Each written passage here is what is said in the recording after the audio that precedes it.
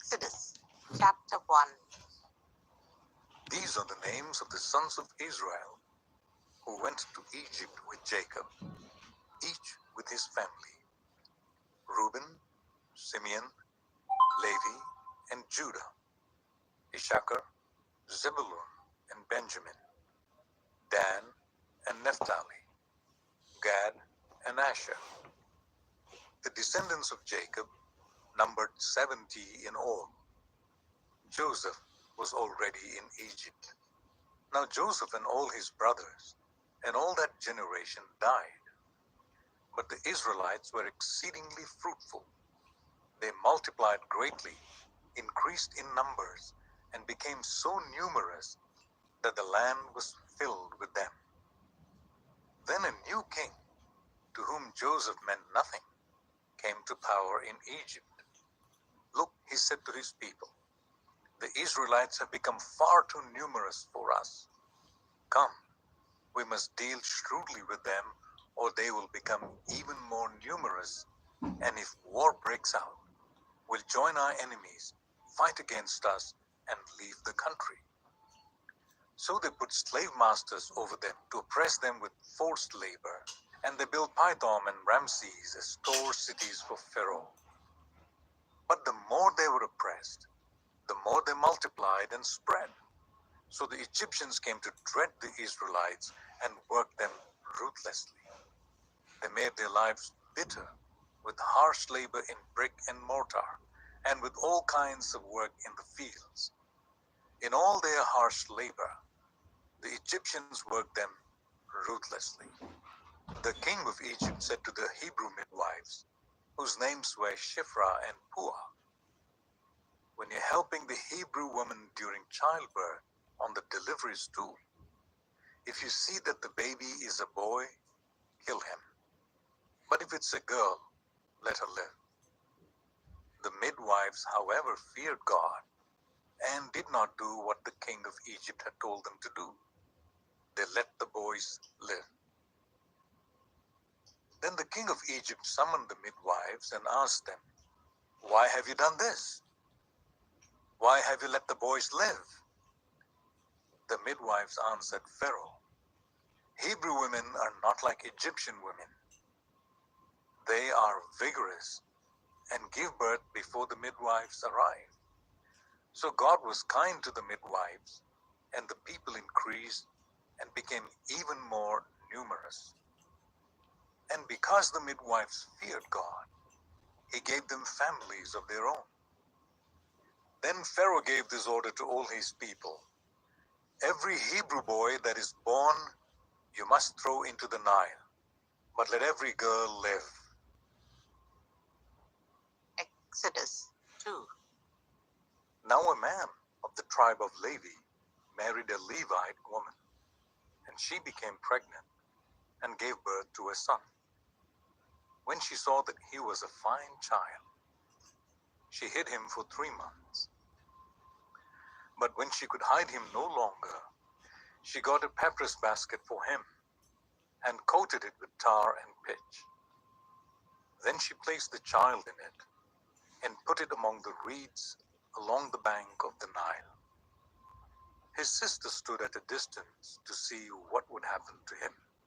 Then Pharaoh's daughter went down to the Nile to bathe, and her attendants were walking along the riverbank. She saw the basket among the reeds and sent her female slave to get it. She opened it and saw the baby. He was crying, and she felt sorry for him. This is one of the Hebrew babies, she said. Then his sister asked Pharaoh's daughter, shall I go and get one of the Hebrew women to nurse the baby for you? Yes, go, she answered. So the girl went and got the baby's mother. Pharaoh's daughter said to her, take this baby and nurse him for me, and I will pay you. So the woman took the baby and nursed him. When the child grew older, she took him to Pharaoh's daughter, and he became her son. She named him Moses, saying, I drew him out of the water. One day, after Moses had grown up, he went out to where his own people were and watched them at their hard labor. He saw an Egyptian beating a Hebrew, one of his own people. Looking this way and that, and seeing no one, he killed the Egyptian and hid him in the sand. The next day he went out and saw two Hebrews fighting. He asked the one in the wrong, "Why are you hitting your fellow Hebrew?" The man said, "Who made you ruler and judge over us? Are you thinking of killing me as you killed the Egyptian?" Then Moses was afraid and thought, "What I did must have become known." When Pharaoh heard of this, he tried to kill Moses. But Moses fled from Pharaoh and went to live in Midian, where he sat down by a well. Now a priest of Midian had 7 daughters, and they came to draw water and fill their troughs to water their father's flock. Some shepherds came along and drove them away. But Moses got up and came to their rescue and watered their flock. When the girls returned to Reuel, their father, he asked them, "Why have you returned so early today?" They answered, "An Egyptian rescued us from the shepherds. He even drew water for us and watered the flock." "And where is he?" Reuel asked his daughters. "Why did you leave him? Invite him to have something to eat." Moses agreed to stay with the man, who gave his daughter Zipporah to Moses in marriage. Zipporah gave birth to a son, and Moses named him Gershom, saying, "I have become a foreigner in a foreign land." During that long period, the king of Egypt died. The Israelites groaned in their slavery and cried out, and their cry for help because of their slavery went up to God. God heard their groaning, and he remembered his covenant with Abraham, with Isaac, and with Jacob. So God looked on the Israelites and was concerned about them. Exodus 3. Now Moses was tending the flock of Jethro, his father-in-law, the priest of Midian. And he led the flock to the far side of the wilderness and came to Horeb, the mountain of God. There the angel of the Lord appeared to him in flames of fire from within a bush. Moses saw that though the bush was on fire, it did not burn up. So Moses thought, "I will go over and see this strange sight, why the bush does not burn up." When the Lord saw that he had gone over to look, God called to him from within the bush, "Moses, Moses." And Moses said, "Here I am." "Do not come any closer," God said. "Take off your sandals, for the place where you are standing is holy ground." Then he said, "I am the God of your father, the God of Abraham, the God of Isaac, and the God of Jacob." At this, Moses hid his face because he was afraid to look at God. The Lord said, "I have indeed seen the misery of my people in Egypt. I have heard them crying out because of their slave drivers, and I am concerned about their suffering. So I have come down to rescue them from the hand of the Egyptians and to bring them up out of that land into a good and spacious land, a land flowing with milk and honey, the home of the Canaanites, Hittites, Amorites, Perizzites, Hivites, and Jebusites. And now the cry of the Israelites has reached me, and I have seen the way the Egyptians are oppressing them. So now, go. I am sending you to Pharaoh to bring my people, the Israelites, out of Egypt." But Moses said to God, "Who am I that I should go to Pharaoh and bring the Israelites out of Egypt?" And God said, "I will be with you, and this will be the sign to you that it is I who have sent you." When you have brought the people out of Egypt, you will worship God on this mountain. Moses said to God, suppose I go to the Israelites and say to them, the God of your fathers has sent me to you, and they ask me, what is his name? Then what shall I tell them? God said to Moses, I am who I am. This is what you are to say to the Israelites. I am has sent me to you. God also said to Moses, say to the Israelites, the Lord, the God of your fathers, the God of Abraham, the God of Isaac, and the God of Jacob has sent me to you. This is my name forever, the name you shall call me from generation to generation. Go, assemble the elders of Israel and say to them, the Lord, the God of your fathers, the God of Abraham, Isaac, and Jacob, appeared to me and said, I have watched over you, and I have seen what has been done to you in Egypt.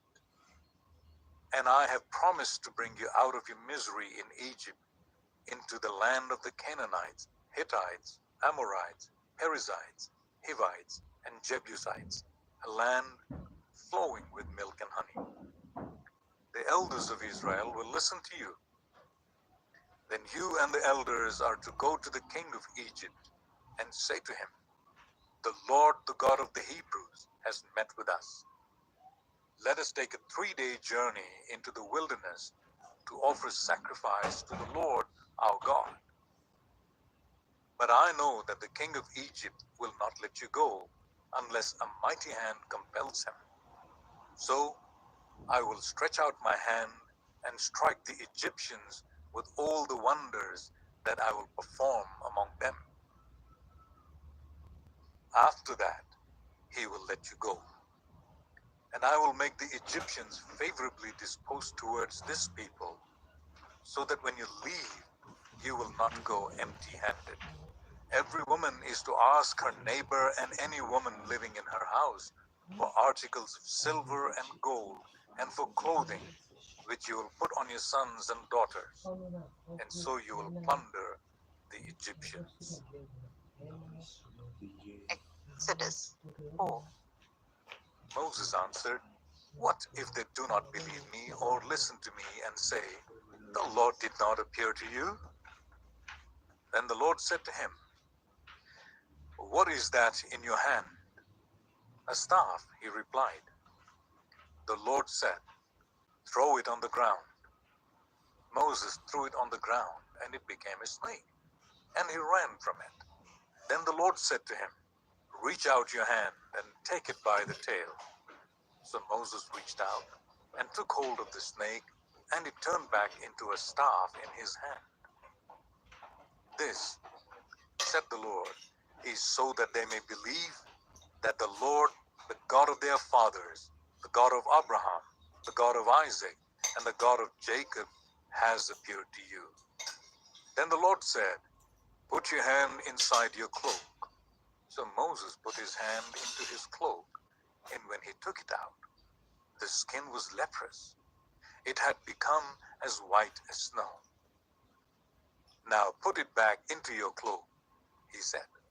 So Moses put his hand back into his cloak, and when he took it out, it was restored, like the rest of his flesh. Then the Lord said, if they do not believe you, or pay attention to the first sign, they may believe the second. But if they do not believe these 2 signs, or listen to you, take some water from the Nile, and pour it on the dry ground. The water you take from the river will become blood on the ground. Moses said to the Lord, pardon your servant, Lord. I have never been eloquent, neither in the past, nor since you have spoken to your servant. I am slow of speech and tongue. The Lord said to him, who gave human beings their mouths? Who makes them deaf or mute? Who gives them sight or makes them blind? Is it not I, the Lord? Now go, I will help you speak and will teach you what to say. But Moses said, Pardon your servant, Lord. Please send someone else. Then the Lord's anger burned against Moses, and he said, What about your brother Aaron, the Levite? I know he can speak well. He is already on his way to meet you, and he will be glad to see you. You shall speak to him and put words in his mouth. I will help both of you speak and will teach you what to do. He will speak to the people for you, and it will be as if he were your mouth and as if you were God to him. But take this staff in your hand so that you can perform the signs with it. Then Moses went back to Jethro, his father-in-law, and said to him, Let me return to my own people in Egypt to see if any of them are still alive. Jethro said, Go, and I wish you well. Now the Lord had said to Moses in Midian, Go back to Egypt, for all those who wanted to kill you are dead. So Moses took his wife and sons, put them on a donkey, and started back to Egypt. And he took the staff of God in his hand. The Lord said to Moses, When you return to Egypt, see that you perform before Pharaoh all the wonders I have given you the power to do. But I will harden his heart, so that he will not let the people go. Then say to Pharaoh, This is what the Lord says, Israel is my firstborn son, and I told you, Let my son go, so that he may worship me. But you refused to let him go, so I will kill your firstborn son. At a lodging place on the way, the Lord met Moses and was about to kill him. But Zipporah took a flint knife, cut off her son's foreskin, and touched Moses' feet with it. Surely you are a bridegroom of blood to me, she said. So the Lord let him alone. At that time, she said, bridegroom of blood, referring to circumcision. The Lord said to Aaron, Go into the wilderness to meet Moses. So he met Moses at the mountain of God and kissed him. Then Moses told Aaron everything the Lord had sent him to say, and also about all the signs he had commanded him to perform. Moses and Aaron brought together all the elders of the Israelites, and Aaron told them everything the Lord had said to Moses. He also performed the signs before the people, and they believed. And when they heard that the Lord was concerned about them and had seen their misery, they bowed down and worshipped. Exodus 5. Afterwards, Moses and Aaron went to Pharaoh and said, This is what the Lord, the God of Israel, says, Let my people go, so that they may hold a festival to me in the wilderness. Pharaoh said, Who is the Lord that I should obey him and let Israel go? I do not know the Lord, and I will not let Israel go. Then they said, The God of the Hebrews has met with us. Now let us take a 3-day journey into the wilderness to offer sacrifices to the Lord our God, or he may strike us with plagues or with the sword. But the king of Egypt said, Moses and Aaron, why are you taking the people away from their labor?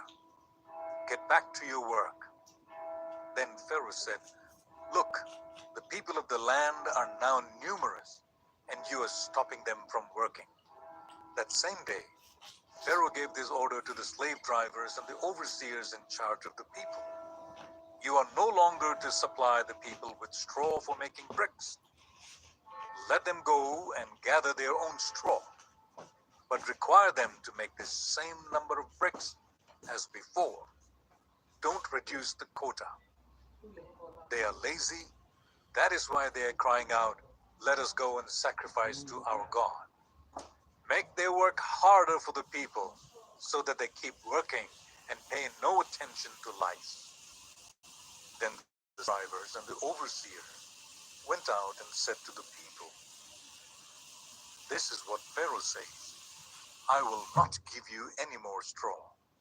Go and get your own straw wherever you can find it, but your work will not be reduced at all." So the people scattered all over Egypt to gather stubble to use for straw. The slave drivers kept pressing them, saying, "Complete the work required of you for each day, just as when you had straw." And Pharaoh's slave drivers beat the Israelite overseers they had appointed, demanding, "Why haven't you met your quota of bricks yesterday or today as before?" And the Israelite overseers went and appealed to Pharaoh. "Why have you treated your servants this way? Your servants are given no straw, yet we are told, 'Make bricks.' Your servants are being beaten, but the fault is with your own people." Pharaoh said, "Lazy, that's what you are, lazy. That is why you keep saying, 'Let us go and sacrifice to the Lord.' Now get to work. You will not be given any straw, yet you must produce your full quota of bricks." The Israelite overseers realized they were in trouble when they were told, "You are not to reduce the number of bricks required of you for each day." When they left Pharaoh, they found Moses and Aaron waiting to meet them. And they said, "May the Lord look on you and judge you. You have made us obnoxious to Pharaoh and his officials, and have put a sword in their hand to kill us." Moses returned to the Lord and said, "Why, Lord? Why have you brought trouble on this people? Is this why you sent me? Ever since I went to Pharaoh to speak in your name, he has brought trouble on this people, and you have not rescued your people at all." Exodus 6. Then the Lord said to Moses, "Now you will see what I will do to Pharaoh. Because of my mighty hand, he will let them go. Because of my mighty hand, he will drive them out of his country." God also said to Moses, "I am the Lord. I appeared to Abraham, to Isaac, and to Jacob as God Almighty. But by my name, the Lord, I did not make myself known to them. I also established my covenant with them to give them the land of Canaan, where they resided as foreigners. Moreover, I have heard the groaning of the Israelites, whom the Egyptians are enslaving, and I have remembered my covenant. Therefore, say to the Israelites, 'I am the Lord, and I will bring you out from under the yoke of the Egyptians. I will free you from being slaves to them, and I will redeem you with an outstretched arm and with mighty acts of judgment. I will take you as my own people, and I will be your God. Then you will know that I am the Lord your God, who brought you out from under the yoke of the Egyptians. And I will bring you to the land I swore with uplifted hand to give to Abraham, to Isaac, and to Jacob. I will give it to you as a possession. I am the Lord." Moses reported this to the Israelites, but they did not listen to him because of their discouragement and harsh labor. Then the Lord said to Moses, "Go tell Pharaoh, the king of Egypt, to let the Israelites go out of his country." But Moses said to the Lord, "If the Israelites will not listen to me, why would Pharaoh listen to me, since I speak with faltering lips?" Now the Lord spoke to Moses and Aaron about the Israelites and Pharaoh, king of Egypt, and he commanded them to bring the Israelites out of Egypt. These were the heads of their families: the sons of Reuben, the firstborn son of Israel, Hanok and Palu, Hezron and Carmi. These were the clans of Reuben. The sons of Simeon: Jemuel, Jamin, Ohad, Jachin, Zohar, and Shaul, the son of a Canaanite woman. These were the clans of Simeon. These were the names of the sons of Levi according to their records: Gershon, Kohath, and Merari. Levi lived 137 years. The sons of Gershon by clans: Libni and Shimi. The sons of Kohath: Amram, Izhar, Hebron, and Uzziel. Kohath lived 133 years. The sons of Merari: Mahli and Mushi. These were the clans of Levi according to their records. Amram married his father's sister, Jochebed, who bore him Aaron and Moses. Amram lived 137 years. The sons of Izhar: Korah, Nepheg, and Zikri. The sons of Uzziel: Mishael, Elzaphan, and Sitri. Aaron married Elisheba, daughter of Aminadab and sister of Nashon, and she bore him Nadab and Abihu, Eleazar, and Ithamar. The sons of Korah were Asir, Elkanah, and Abiasaph. These were the Korahite clans. Eleazar, son of Aaron, married one of the daughters of Putiel, and she bore him Phinehas. These were the heads of the Levite families, clan by clan. It was this Aaron and Moses to whom the Lord said, "Bring the Israelites out of Egypt by their divisions." They were the ones who spoke to Pharaoh, king of Egypt, about bringing Israelites out of Egypt, this same Moses and Aaron. Now when the Lord spoke to Moses in Egypt, he said to him, "I am the Lord. Tell Pharaoh, king of Egypt, everything I tell you." But Moses said to the Lord, "Since I speak with faltering lips, why would Pharaoh listen to me?" Exodus 7. Then the Lord said to Moses, "See, I have made you like God to Pharaoh, and your brother Aaron will be your prophet. You are to say everything I command you, and your brother Aaron is to tell Pharaoh to let the Israelites go out of his country. But I will harden Pharaoh's heart, and though I multiply my signs and wonders in Egypt, he will not listen to you. Then I will lay my hand on Egypt, and with mighty acts of judgment I will bring out my divisions, my people the Israelites. And the Egyptians will know that I am the Lord when I stretch out my hand against Egypt and bring the Israelites out of it." Moses and Aaron did just as the Lord commanded them. Moses was 80 years old and Aaron 83 when they spoke to Pharaoh. The Lord said to Moses and Aaron, "When Pharaoh says to you, 'Perform a miracle,' then say to Aaron, 'Take your staff and throw it down before Pharaoh, and it will become a snake.'" So Moses and Aaron went to Pharaoh and did just as the Lord commanded. Aaron threw his staff down in front of Pharaoh and his officials, and it became a snake. Pharaoh then summoned the wise men and sorcerers, and the Egyptian magician also did the same things by their secret arts. Each one threw down his staff, and it became a snake. But Aaron's staff swallowed up their staffs. Yet Pharaoh's heart became hard, and he would not listen to them, just as the Lord had said. Then the Lord said to Moses, "Pharaoh's heart is unyielding.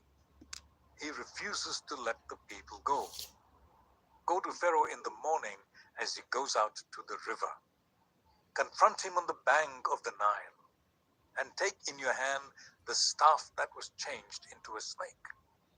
Then say to him, 'The Lord, the God of the Hebrews, has sent me to say to you, let my people go, so that they may worship me in the wilderness.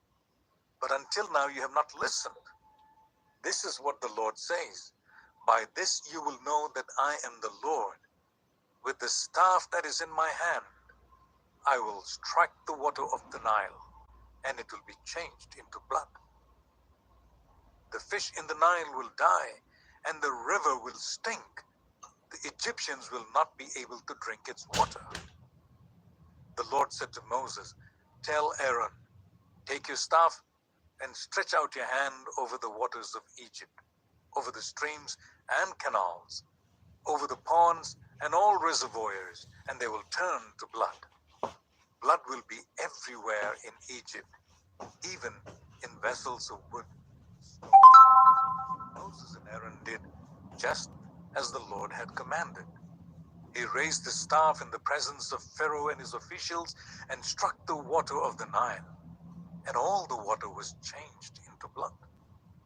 The fish in the Nile died, and the river smelled so bad that Egyptians could not drink its water. Blood was everywhere in Egypt, but the Egyptian magicians did the same things by their secret arts, and Pharaoh's heart became hard. He would not listen to Moses and Aaron, just as the Lord had said. Instead, he turned and went into his palace, and did not take even this to heart. And all the Egyptians dug along the Nile to get drinking water, because they could not drink the water of the river. 7 days passed after the Lord struck the Nile. Exodus 8. Then the Lord said to Moses, "Go to Pharaoh and say to him, 'This is what the Lord says. Let my people go so that they may worship me. If you refuse to let them go, I will send a plague of frogs on your whole country. The Nile will teem with frogs. They will come up into your palace and your bedroom and onto your bed, into the houses of your officials and on your people, and into your ovens and kneading troughs. The frogs will come upon you and your people and all your officials.'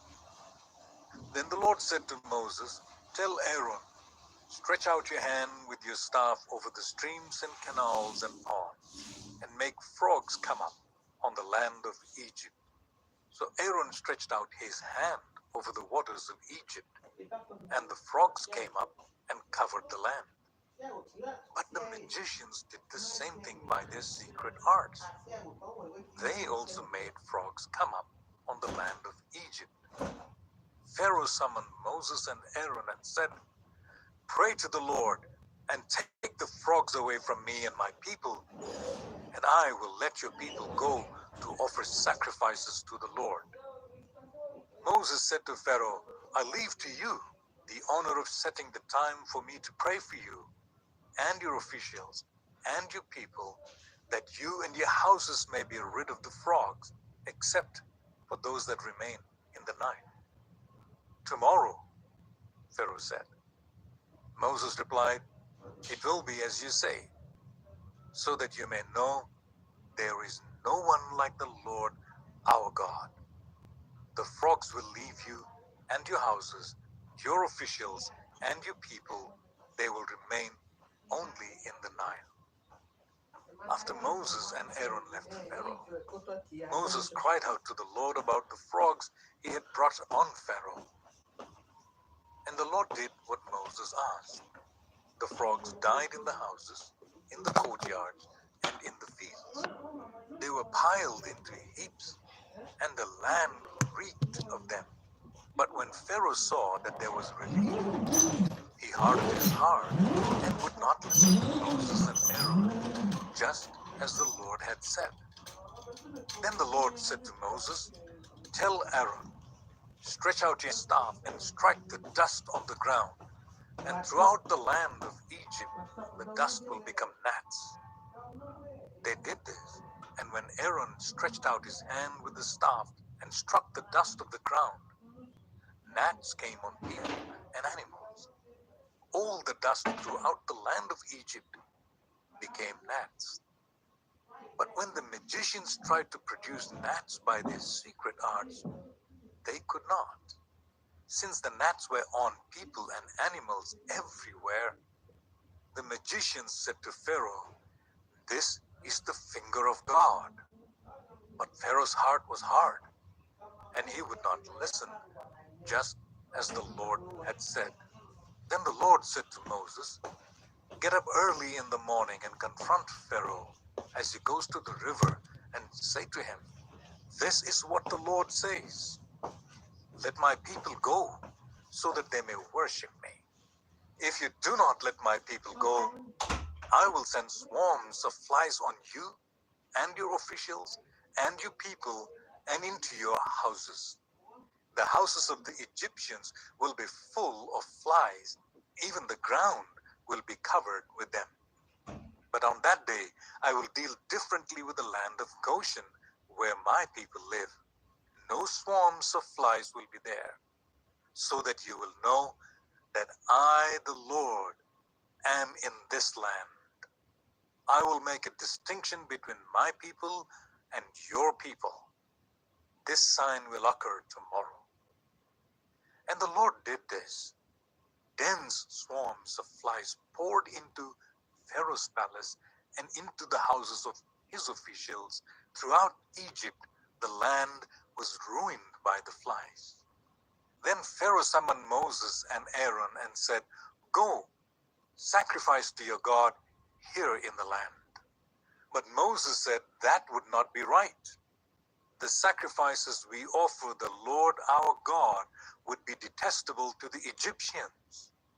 And if we offer sacrifices that are detestable in their eyes, will they not stone us?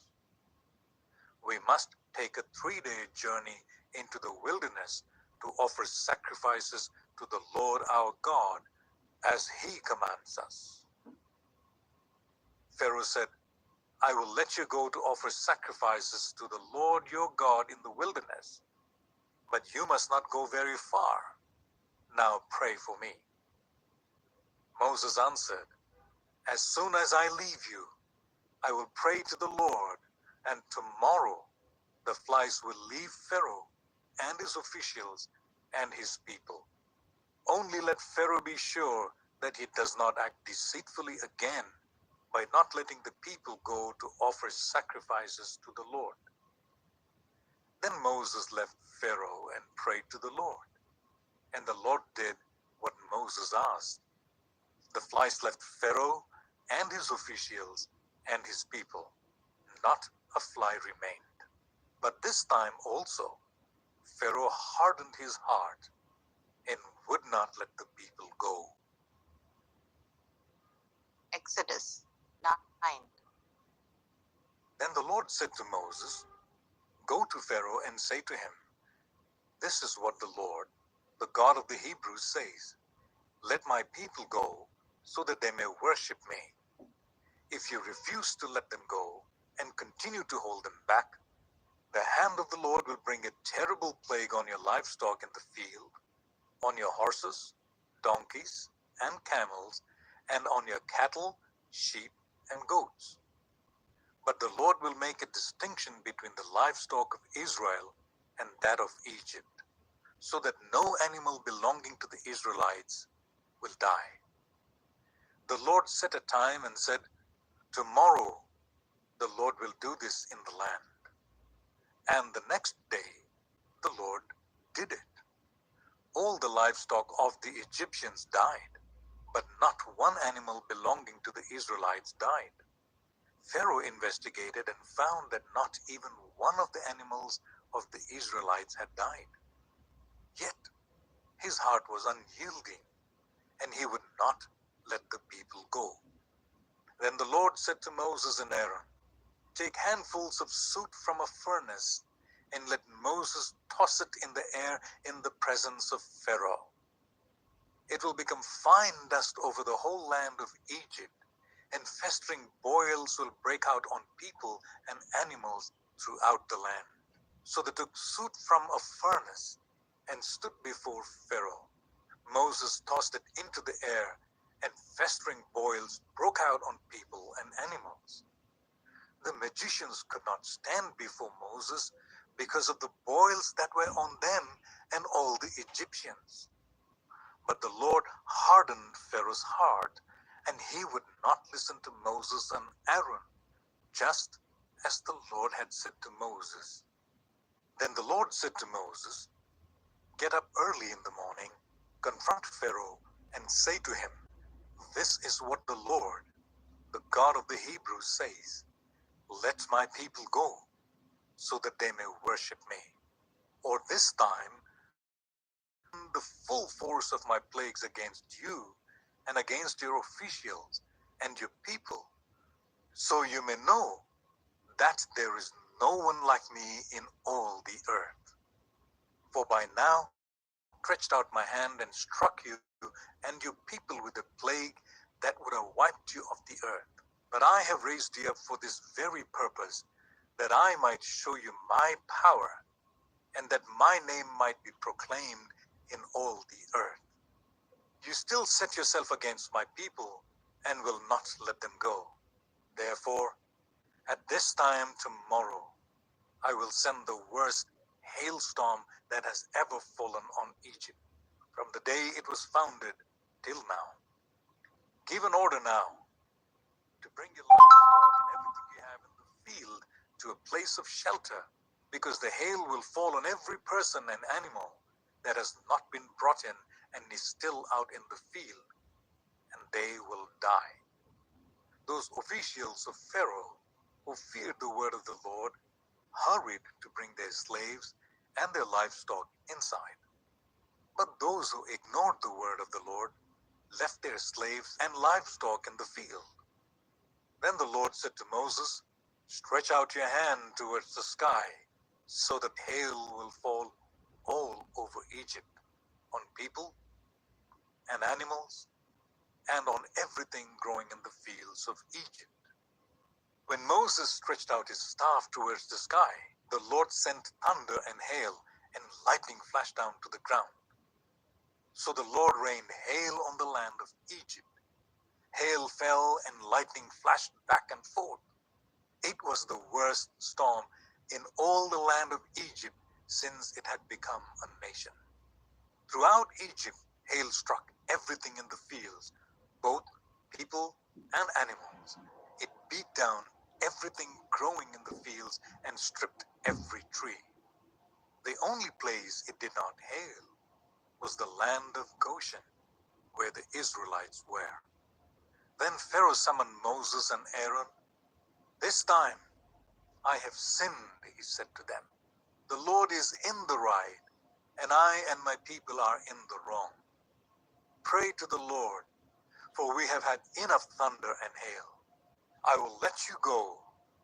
You don't have to stay any longer." Moses replied, "When I have gone out of the city, I will spread out my hands in prayer to the Lord. The thunder will stop, and there will be no more hail, so you may know that the earth is the Lord's. But I know that you and your officials still do not fear the Lord God." The flax and barley were destroyed, since the barley was in the ear and the flax was in bloom. The wheat and spelt, however, were not destroyed, because they ripened later. Then Moses left Pharaoh and went out of the city. He spread out his hands towards the Lord. The thunder and hail stopped, and the rain no longer poured down on the land. When Pharaoh saw that the rain and hail and thunder had stopped, he sinned again. He and his officials hardened their hearts. So Pharaoh's heart was hard, and he would not let the Israelites go, just as the Lord had said through Moses. Exodus 10. Then the Lord said to Moses, "Go to Pharaoh, for I have hardened his heart and the hearts of his officials, so that I may perform these signs of mine among them, that you may tell your children and grandchildren how I dealt harshly with the Egyptians, and how I performed my signs among them, and that you may know that I am the Lord." So Moses and Aaron went to Pharaoh and said to him, "This is what the Lord, the God of the Hebrews, says. How long will you refuse to humble yourself before me? Let my people go, so that they may worship me. If you refuse to let them go, I will bring locusts into your country tomorrow. They will cover the face of the ground, so that it cannot be seen. They will devour what little you have left after the hail, including every tree that is growing in your fields. They will fill your houses and those of all your officials and all the Egyptians, something neither your parents nor your ancestors have ever seen from the day they settled in this land till now. Then Moses turned and left Pharaoh. Pharaoh's officials said to him, "How long will this man be a snare to us? Let the people go, so that they may worship the Lord their God. Do you not yet realize that Egypt is ruined?" Then Moses and Aaron were brought back to Pharaoh. "Go, worship the Lord your God," he said, "but tell me who will be going." Moses answered, "We will go with our young and our old, with our sons and our daughters, and with our flocks and herds, because we are to celebrate a festival to the Lord." Pharaoh said, "The Lord be with you. If I let you go, along with your women and children, clearly you are bent on evil. No, let only the men go and worship the Lord, since that's what you have been asking for." Then Moses and Aaron were driven out of Pharaoh's presence. And the Lord said to Moses, "Stretch out your hand over Egypt, so that locusts swarm over the land and devour everything growing in the fields, everything left by the hail." So Moses stretched out his staff over Egypt, and the Lord made an east wind blow across the land all that day and all that night. By morning, the wind had brought the locusts. They invaded all Egypt and settled down in every area of the country in great numbers. Never before had there been such a plague of locusts, nor will there ever be again. They covered all the ground until it was black. They devoured all that was left after the hail, everything growing in the fields and the fruit on the trees. Nothing green remained on tree or plant in all the land of Egypt. Pharaoh quickly summoned Moses and Aaron and said, "I have sinned against the Lord your God and against you. Now forgive my sin once more and pray to the Lord your God to take this deadly plague away from me." Moses then left Pharaoh and prayed to the Lord. And the Lord changed the wind to a very strong west wind, which caught up the locusts and carried them into the Red Sea. Not a locust was left anywhere in Egypt. But the Lord hardened Pharaoh's heart, and he would not let the Israelites go. Then the Lord said to Moses, "Stretch out your hand towards the sky so that darkness spreads over Egypt, darkness that can be felt." So Moses stretched out his hand towards the sky, and total darkness covered all Egypt for 3 days. No one could see anyone else or move about for 3 days. Yet all the Israelites had light. Then Pharaoh summoned Moses and said, "Go, worship the Lord. Even your women and children may go with you. Only leave your flocks and herds behind." But Moses said, "You must allow us to have sacrifices and burnt offerings to presents to the Lord our God. Our livestock too must go with us. Not a hoof is to be left behind. We have to use some of them in worshiping the Lord our God. And until we get there, we will not know what we are to use to worship the Lord." But the Lord hardened Pharaoh's heart, and he was not willing to let them go. Pharaoh said to Moses, "Get out of my sight. Make sure you do not appear before me again. The day you see my face, you will die." "Just as you say," Moses replied. "I will never appear before you again." Exodus 11. Now the Lord said to Moses, "I will bring one more plague on Pharaoh and on Egypt. After that, he will let you go from here. And when he does, he will drive you out completely. Tell the people that men and women alike are to ask their neighbors for articles of silver and gold. The Lord made the Egyptians favorably disposed towards the people, and Moses himself was highly regarded in Egypt by Pharaoh's officials and by the people. So Moses said, "This is what the Lord says. About midnight, I will go throughout Egypt. Every firstborn son in Egypt will die, from the firstborn son of Pharaoh who sits on the throne, to the firstborn son of the female slave who is at her hand mill, and all the firstborn of the cattle as well. There will be loud wailing throughout Egypt, worse than there has ever been or ever will be again. But among the Israelites, not a dog will bark at any person or animal. Then you will know that the Lord makes a distinction between Egypt and Israel. All these officials of yours will come to me, bowing down before me and saying, 'Go, you and all the people who follow you.' After that, I will leave." Then Moses, hot with anger, left Pharaoh. The Lord had said to Moses, "Pharaoh will refuse to listen to you, so that my wonders may be multiplied in Egypt." Moses and Aaron performed all these wonders before Pharaoh, but the Lord hardened Pharaoh's heart, and he would not let the Israelites go out of his country. Exodus 12. The Lord said to Moses and Aaron in Egypt, "This month is to be for you the first month of your year. Tell the whole community of Israel that on the 10th day of this month, each man is to take a lamb for his family, one for each household. If any household is too small for a whole lamb, they must share one with their nearest neighbor, having taken into account the number of people there are. You are to determine the amount of lamb needed in accordance with what each person will eat.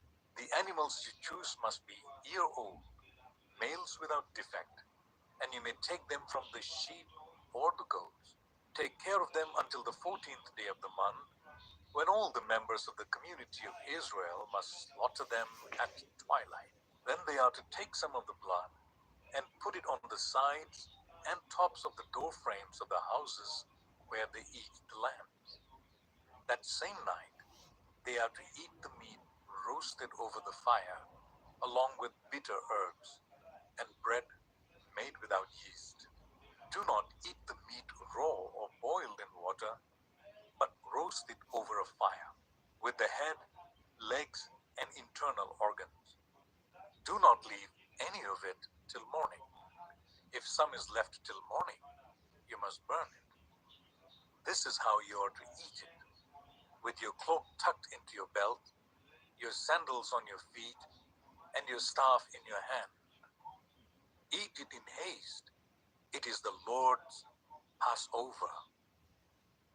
On that same night, I will pass through Egypt and strike down every firstborn of both people and animals, and I will bring judgment on all the gods of Egypt. I am the Lord. The blood will be a sign for you on the houses where you are, and when I see the blood, I will pass over you. No destructive plague will touch you when I strike Egypt. This is a day you are to commemorate. For the generations to come, you shall celebrate it as a festival to the Lord, a lasting ordinance. For 7 days you are to eat bread made without yeast. On the first day, remove the yeast from your houses. For whoever eats anything with yeast in it, from the first day until the 7th, must be cut off from Israel. On the first day, hold a sacred assembly, and another one on the 7th day. Do no work at all on these days, except to prepare food for everyone to eat. That is all you may do. Celebrate the festival of unleavened bread, because it was on this very day that I brought your divisions out of Egypt. Celebrate this day as a lasting ordinance for the generations to come. In the first month, You are to eat bread made without yeast from the evening of the 14th day until the evening of the 21st day. For 7 days, no yeast is to be found in your houses. And anyone, whether foreigner or native born, who eats anything with yeast in it must be cut off from the community of Israel. Eat nothing made with yeast. Wherever you live, you must eat unleavened bread. Then Moses summoned all the elders of Israel and said to them, Go at once and select the animals for your families and slaughter the Passover lamb. Take a bunch of hyssop, dip it into the blood in the basin, and put some of the blood on the top and on both sides of the door frame. None of you shall go out of the door of your house until morning. When the Lord goes through the land to strike down the Egyptians, he will see the blood on the top and sides of the door frame and will pass over that doorway. And he will not permit the destroyer to enter your houses and strike you down. Obey these instructions as a lasting ordinance for you and your descendants when you enter the land that the Lord will give you as he promised. Observe this ceremony. And when your children ask you, What does this ceremony mean to you? Then tell them, It is the Passover sacrifice to the Lord, who passed over the houses of the Israelites in Egypt and spared our homes when he struck down the Egyptians. Then the people bowed down and worshipped. The Israelites did just what the Lord commanded Moses and Aaron. At midnight, the Lord struck down all the firstborn in Egypt, from the firstborn of Pharaoh who sat on the throne to the firstborn of the prisoner who was in the dungeon, and the firstborn of all the livestock as well. Pharaoh and all his officials and all the Egyptians got up during the night, and there was loud wailing in Egypt, for there was not a house without someone dead. During the night, Pharaoh summoned Moses and Aaron and said, Up, leave my people, you and the Israelites. Go, worship the Lord as you have requested. Take your flocks and herds, as you have said, and go, and also bless me. The Egyptians urged the people to hurry and leave the country, for otherwise, they said, we will all die. So the people took their dough before the yeast was added and carried it on their shoulders in kneading troughs, wrapped in clothing. The Israelites did as Moses instructed and asked the Egyptians for articles of silver and gold and for clothing.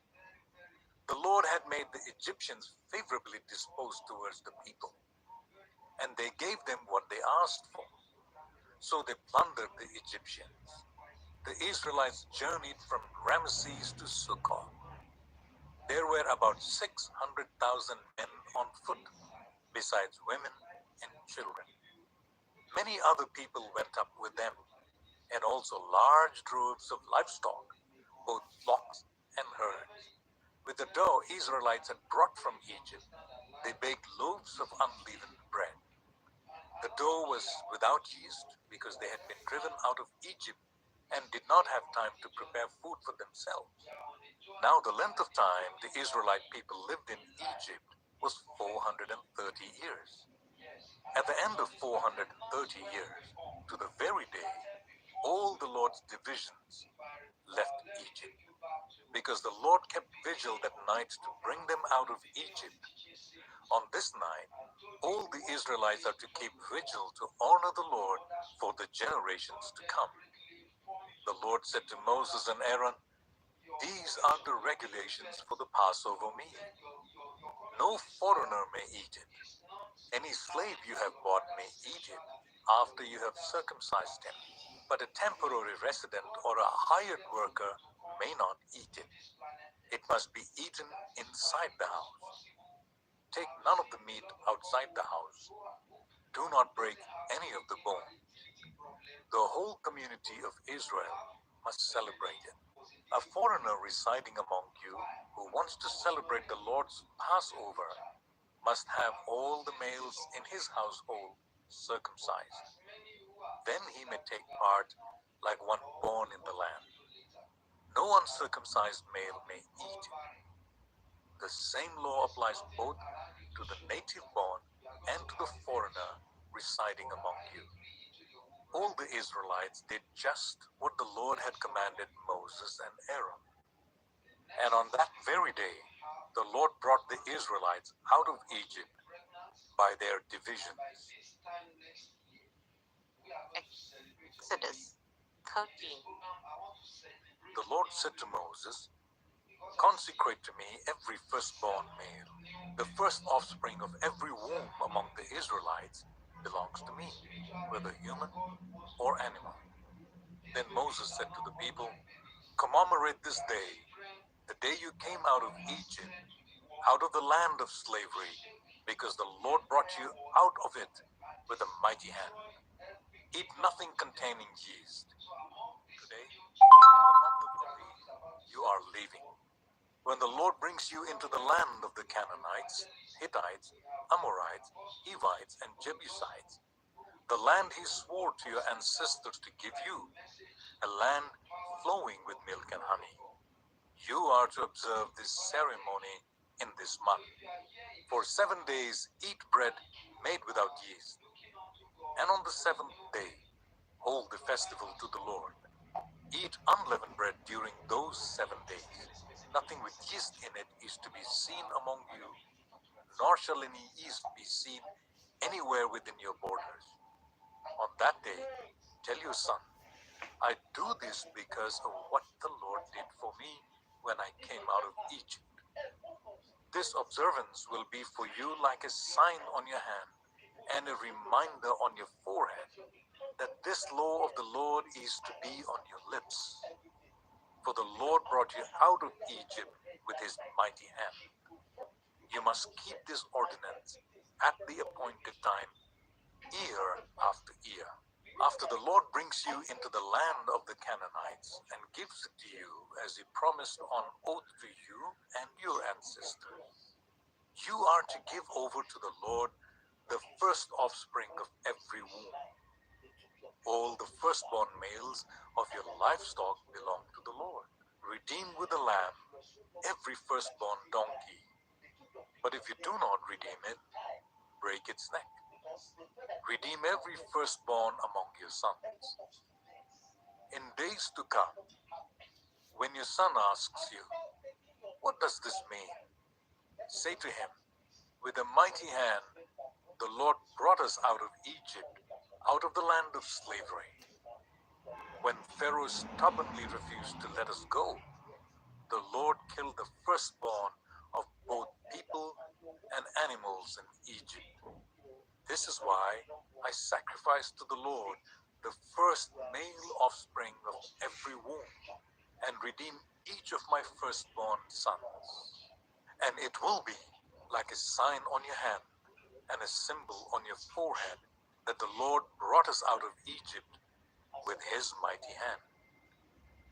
When Pharaoh let the people go, God did not lead them on the road through the Philistine country, though that was shorter. For God said, if they face war, they might change their minds and return to Egypt. So God led the people around by the desert road towards the Red Sea. The Israelites went up out of Egypt ready for battle. Moses took the bones of Joseph with him because Joseph had made the Israelites swear an oath. He had said, God will surely come to your aid, and then you must carry my bones up with you from this place. After leaving Sukkot, they camped at Etham on the edge of the desert. By day, the Lord went ahead of them in a pillar of cloud to guide them on their way, and by night, in a pillar of fire to give them light, so that they could travel by day or night.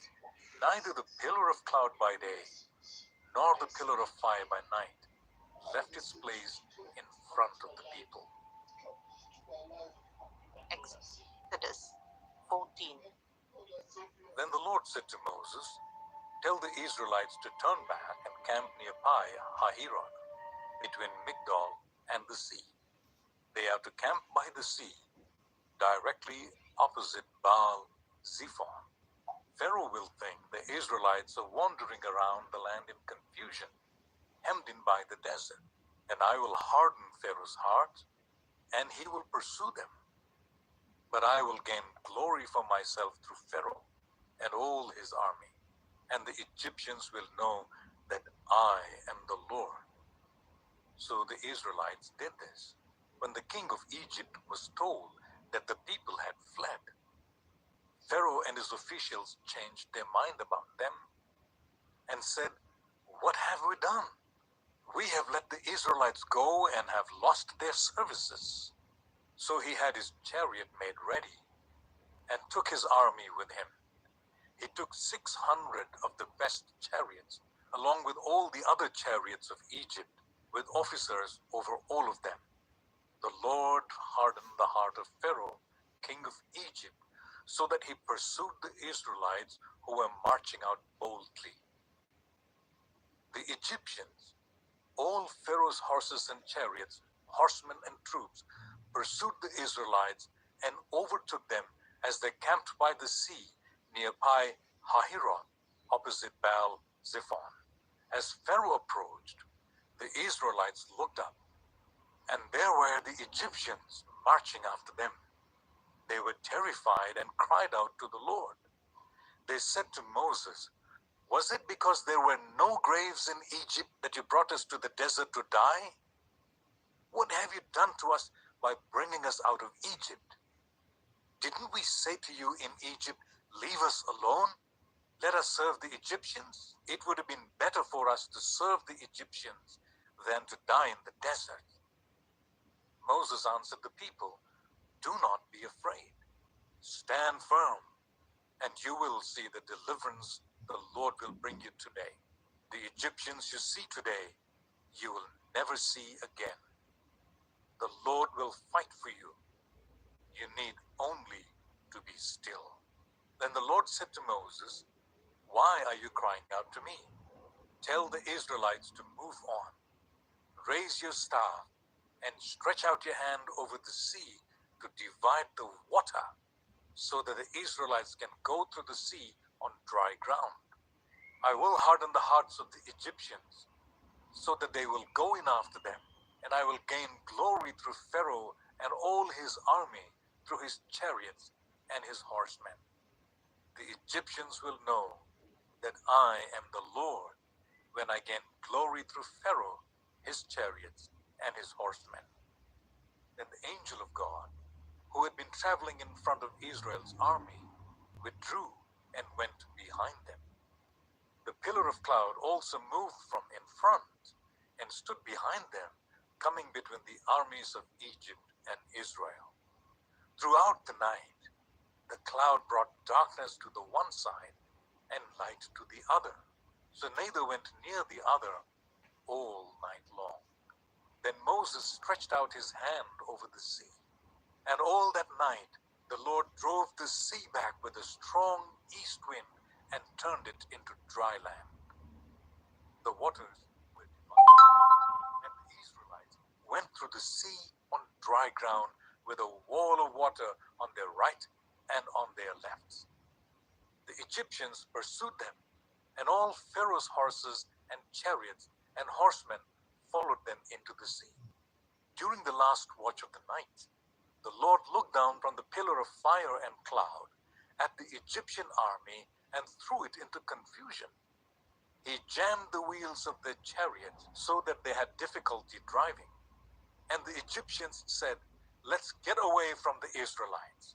The Lord is fighting for them against Egypt." Then the Lord said to Moses, "Stretch out your hand over the sea, so that the waters may flow back over the Egyptians and their chariots and horsemen." Moses stretched out his hand over the sea, and at daybreak the sea went back to its place.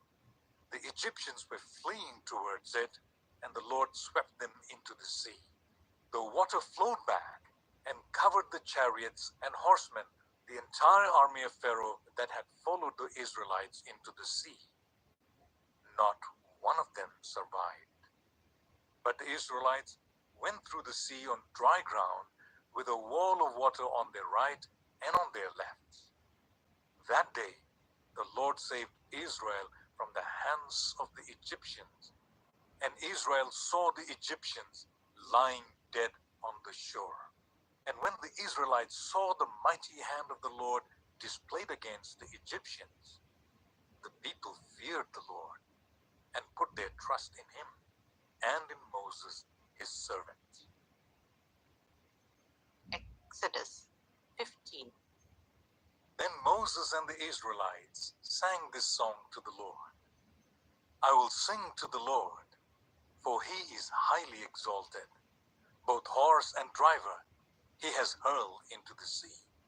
The Lord is my strength and my defense. He has become my salvation. He is my God, and I will praise him. My father's God, and I will exalt him. The Lord is a warrior. The Lord is his name. Pharaoh's chariots and his army he has hurled into the sea. The best of Pharaoh's officers are drowned in the Red Sea. The deep waters have covered them. They sank to the depths like a stone. Your right hand, Lord, was majestic in power. Your right hand, Lord, shattered the enemy. In the greatness of your majesty, you threw down those who opposed you. You unleashed your burning anger. It consumed them like stubble. By the blast of your nostrils, the waters piled up. The surging waters stood up like a wall. The deep waters congealed in the heart of the sea. The enemy boasted, I will pursue, I will overtake them, I will divide the spoils, I will gorge myself on them, I will draw my sword, and my hand will destroy them. But you blew with your breath, and the sea covered them. They sank like lead in mighty waters. Who among the gods is like you, Lord? Who is like you, majestic in holiness, awesome in glory, working wonders? You stretched out your right hand, and the earth swallows your enemies. In your unfailing love, you will lead the peoples you have redeemed. In your strength, you will guide them to your holy dwelling. The nations will hear and tremble. Anguish will grip the people of Philistia. The chiefs of Edom will be terrified. The leaders of Moab will be seized with trembling. The people of Canaan will melt away. Terror and dread will fall on them. By the power of your arm, they will be as still as stone. Until your people pass by, Lord, until the people you bought pass by. You will bring them in and plant them on the mountain of your inheritance, the place, Lord, you made for your dwelling, the sanctuary, Lord, your hands established. The Lord reigns forever and ever. When Pharaoh's horses, chariots, and horsemen went into the sea, the Lord brought the waters of the sea back over them. But the Israelites walked through the sea on dry ground. Then Miriam the prophet, Aaron's sister, took a tambourine in her hand, and all the women followed her with tambourines and dancing. Miriam sang to them, Sing to the Lord, for he is highly exalted. Both horse and driver he has hurled into the sea. Then Moses led Israel from the Red Sea, and they went into the desert of Shur. For 3 days they traveled in the desert without finding water. When they came to Marah, they could not drink its water because it was bitter. That is why the place is called Marah. So the people grumbled against Moses, saying, What are we to drink? Then Moses cried out to the Lord, and the Lord showed him a piece of wood. He threw it into the water, and the water became fit to drink. There, the Lord issued a ruling and instruction for them and put them to the test. He said, If you listen carefully to the Lord your God and do what is right in his eyes, if you pay attention to his commands and keep all his decrees, I will not bring on you any of the diseases I brought on the Egyptians, for I am the Lord who heals you. Then they came to Elim, where there were 12 springs and 70 palm trees, and they camped there near the water. Exodus 16. The whole Israelite community set out from Elim and came to the desert of Sin, which is between Elim and Sinai, on the 15th day of the second month after they had come out of Egypt. In the desert, the whole community grumbled against Moses and Aaron. The Israelites said to them, "If only we had died by the Lord's hand in Egypt. There we sat round pots of meat and ate all the food we wanted. But you have brought us out into this desert to starve this entire assembly to death." Then the Lord said to Moses, "I will rain down bread from heaven for you. The people are to go out each day and gather enough for that day. In this way, I will test them and see whether they will follow my instructions. On the sixth day, they are to prepare what they bring in, and that is to be twice as much as they gather on the other days." So Moses and Aaron said to all the Israelites, "In the evening you will know that it was the Lord who brought you out of Egypt, and in the morning you will see the glory of the Lord, because he has heard your grumbling against him. Who are we that you should grumble against us?" Moses also said, "You will know that it was the Lord when he gives you meat to eat in the evening and all the bread you want in the morning, because he has heard you grumbling against him. Who are we? You are not grumbling against us, but against the Lord." Then Moses told Aaron, "Say to the entire Israelite community, 'Come before the Lord, for he has heard your grumbling.'" While Aaron was speaking to the whole Israelite community, they looked towards the desert, and there was the glory of the Lord appearing in the cloud. The Lord said to Moses, "I have heard the grumbling of the Israelites.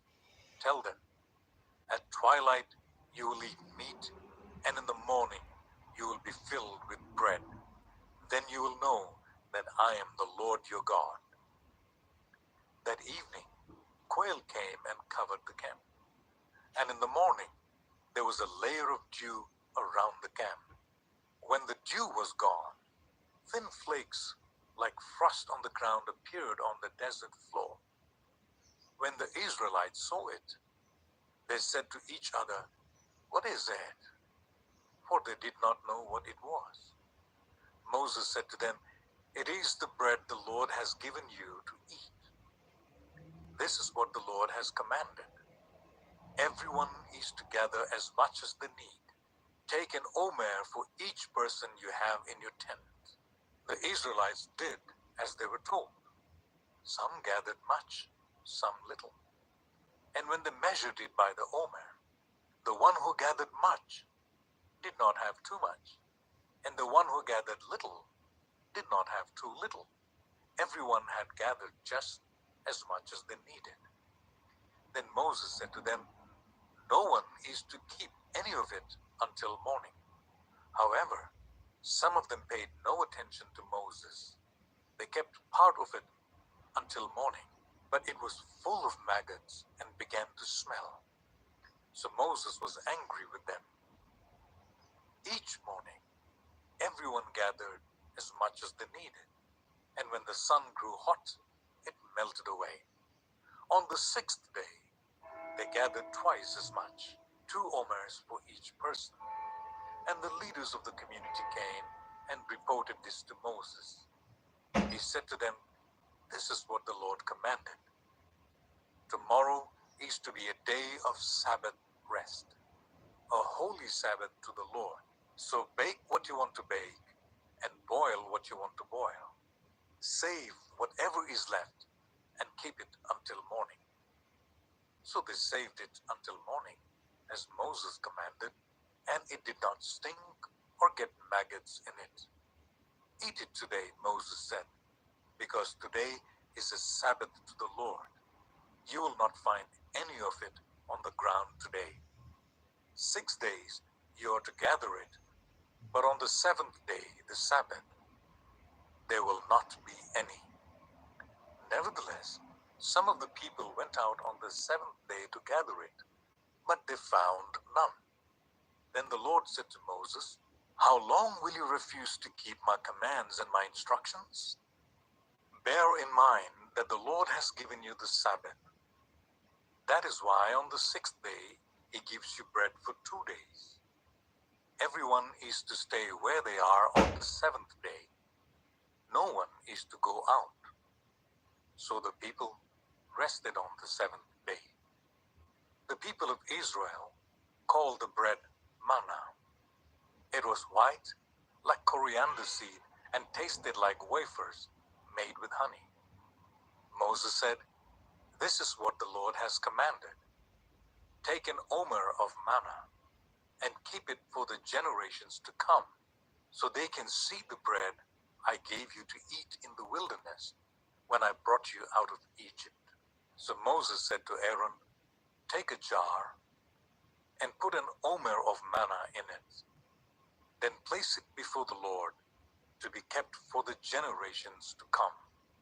As the Lord commanded Moses, Aaron put the manna with the tablets of the covenant law, that it might be preserved.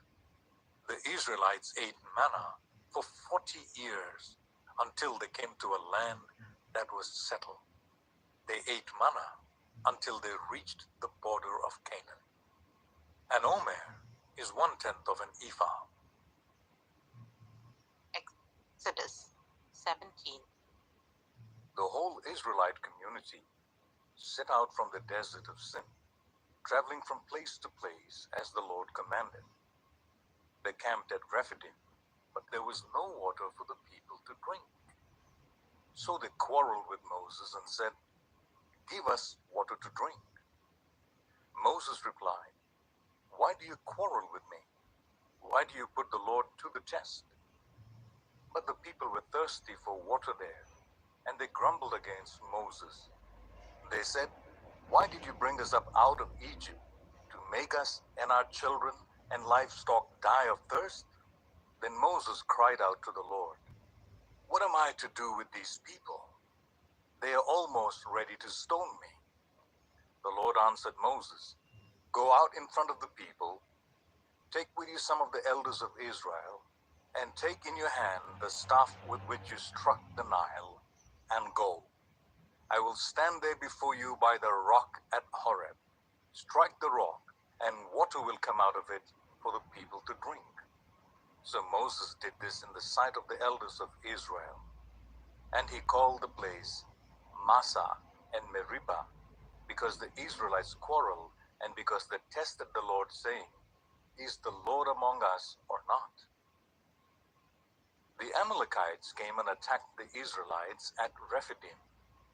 Moses said to Joshua, "Choose some of our men and go out to fight the Amalekites. Tomorrow I will stand on top of the hill with the staff of God in my hands."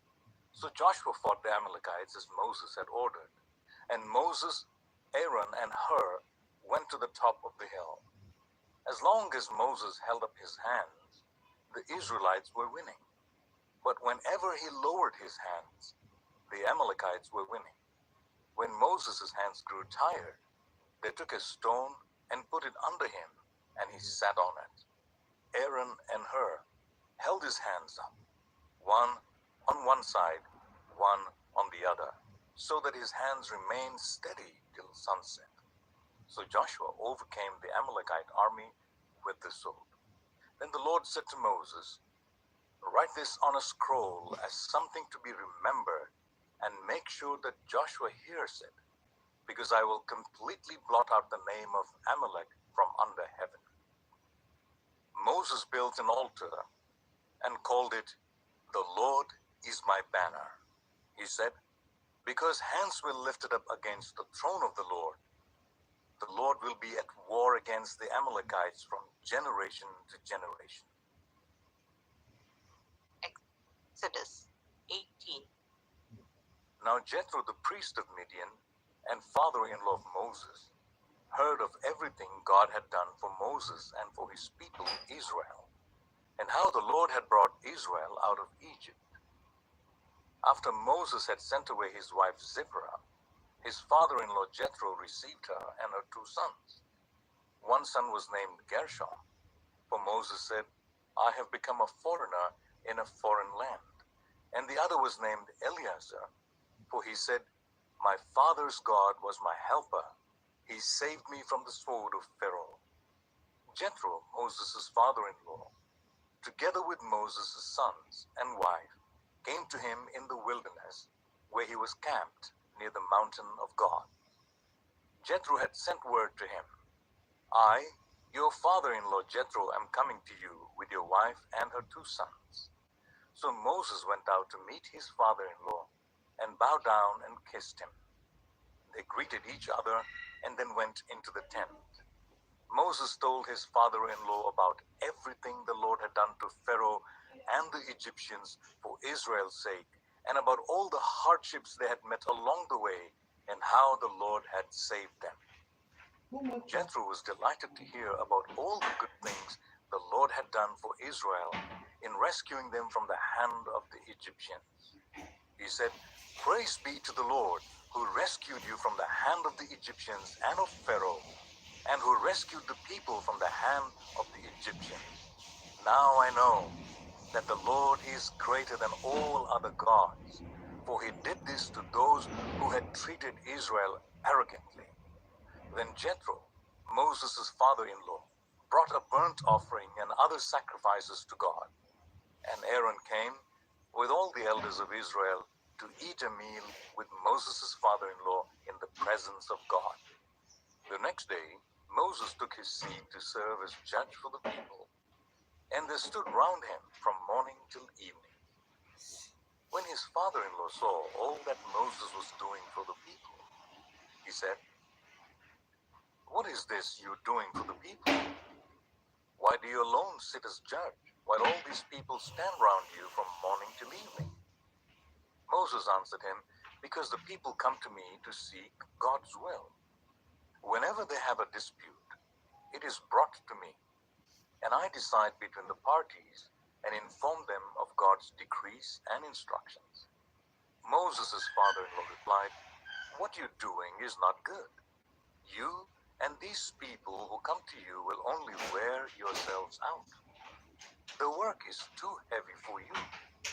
You cannot handle it alone. Listen now to me, and I will give you some advice, and may God be with you. You must be the people's representative before God, and bring their disputes to him. Teach them his decrees and instructions, and show them the way they are to live and how they are to behave. But select capable men from all the people, men who fear God, trustworthy men who hate dishonest gain, and appoint them as officials over thousands, hundreds, fifties, and tens. Let them serve as judges for the people at all times, but let them bring every difficult case to you. The simple cases they can decide themselves. That will make your load lighter, because they will share it with you.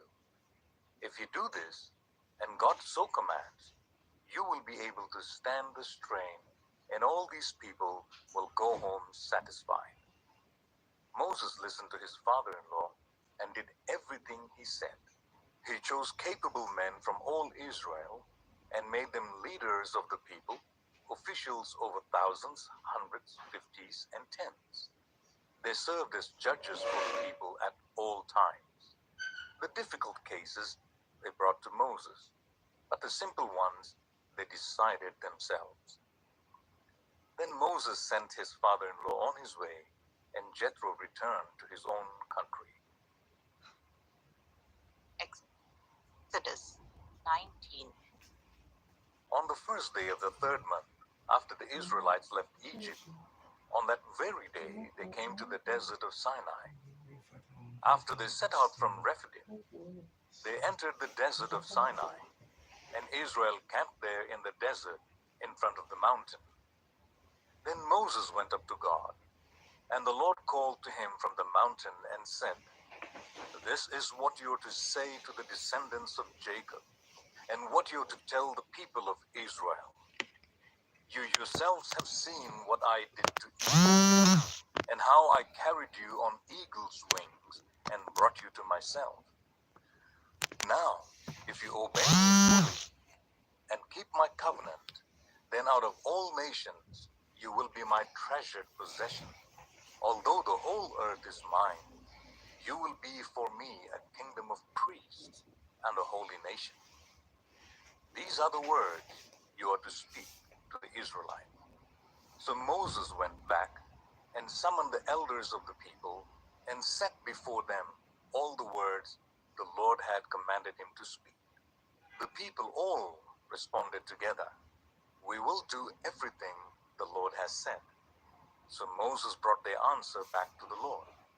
The Lord said to Moses, "I'm going to come to you in a dense cloud, so that the people will hear me speaking with you and will always put their trust in you."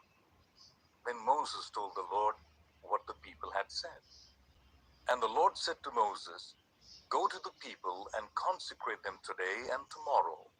Make them wash their clothes and be ready by the third day, because on that day the Lord will come down on Mount Sinai in the sight of all the people. Put limits for the people around the mountain and tell them, 'Be careful that you do not approach the mountain or touch the foot of it.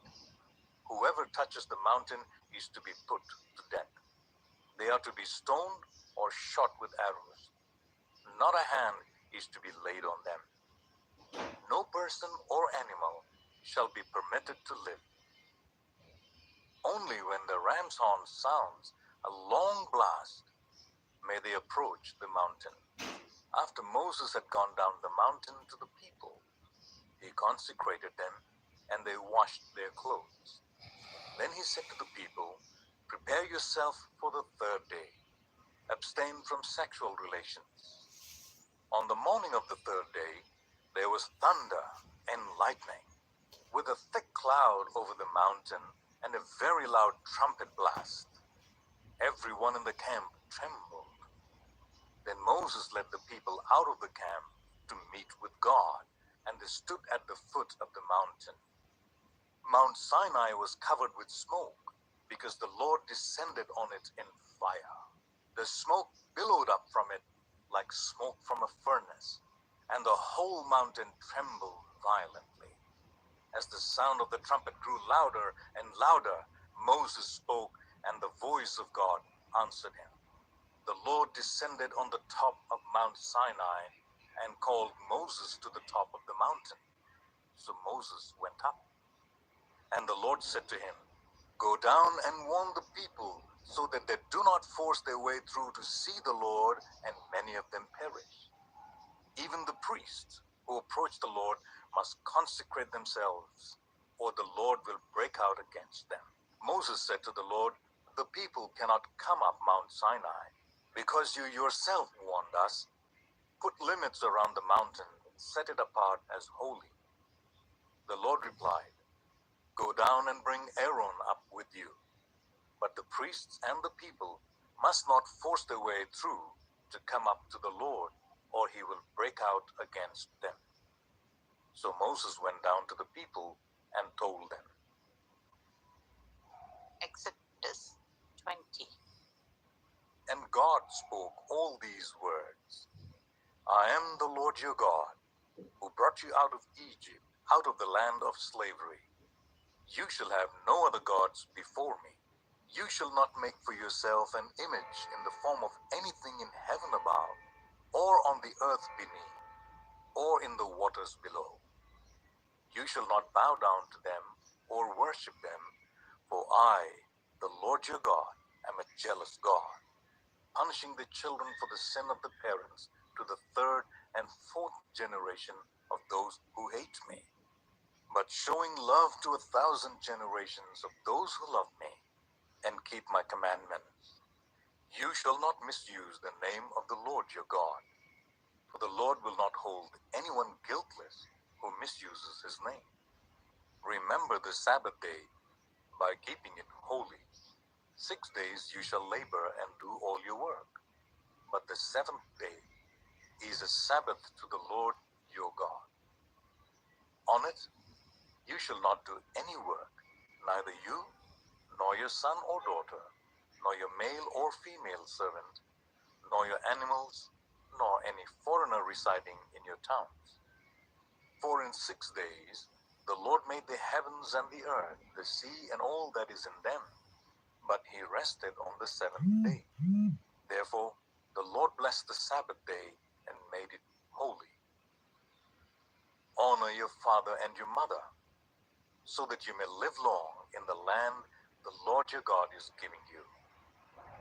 You shall not murder. You shall not commit adultery. You shall not steal. You shall not give false testimony against your neighbor. You shall not covet your neighbor's house. You shall not covet your neighbor's wife, or his male or female servant, his ox or donkey, or anything that belongs to your neighbor.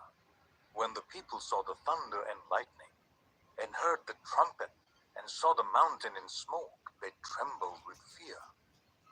They stayed at a distance and said to Moses, "Speak to us yourself, and we will listen.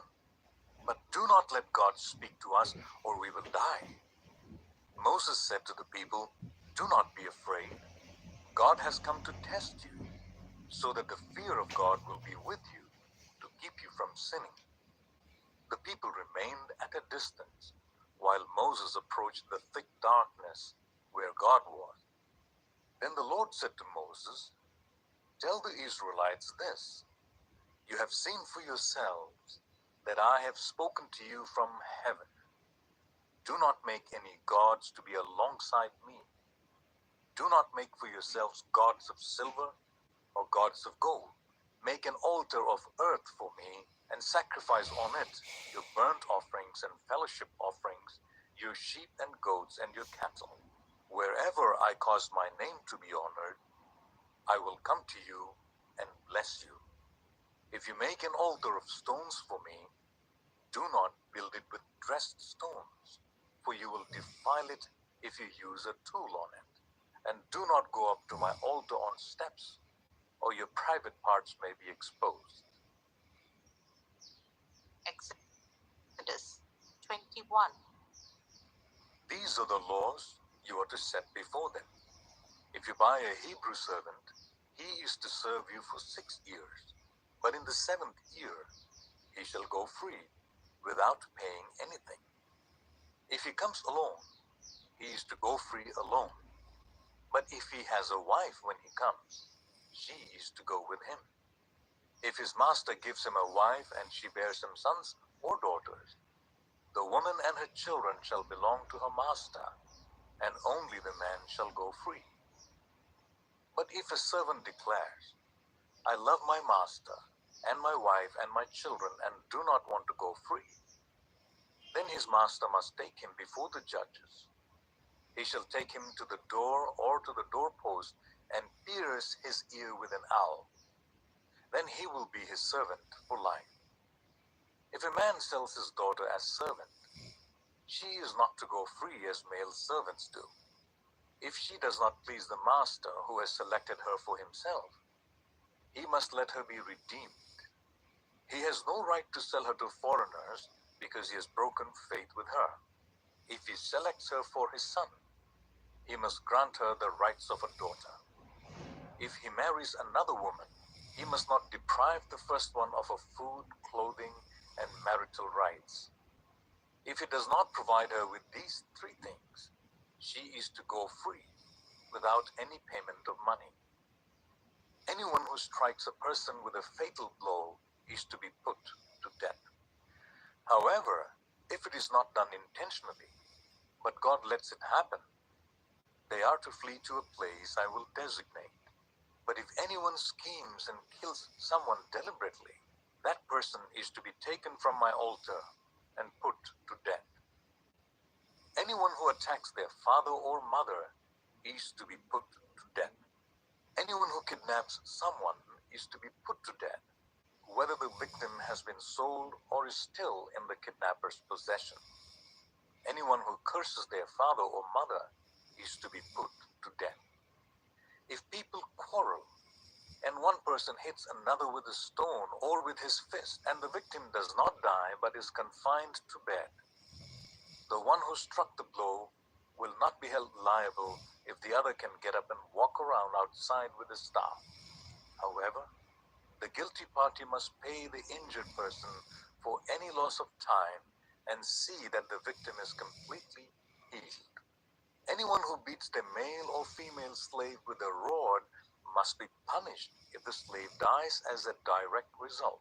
But they are not to be punished if the slave recovers after a day or two, since the slave is their property.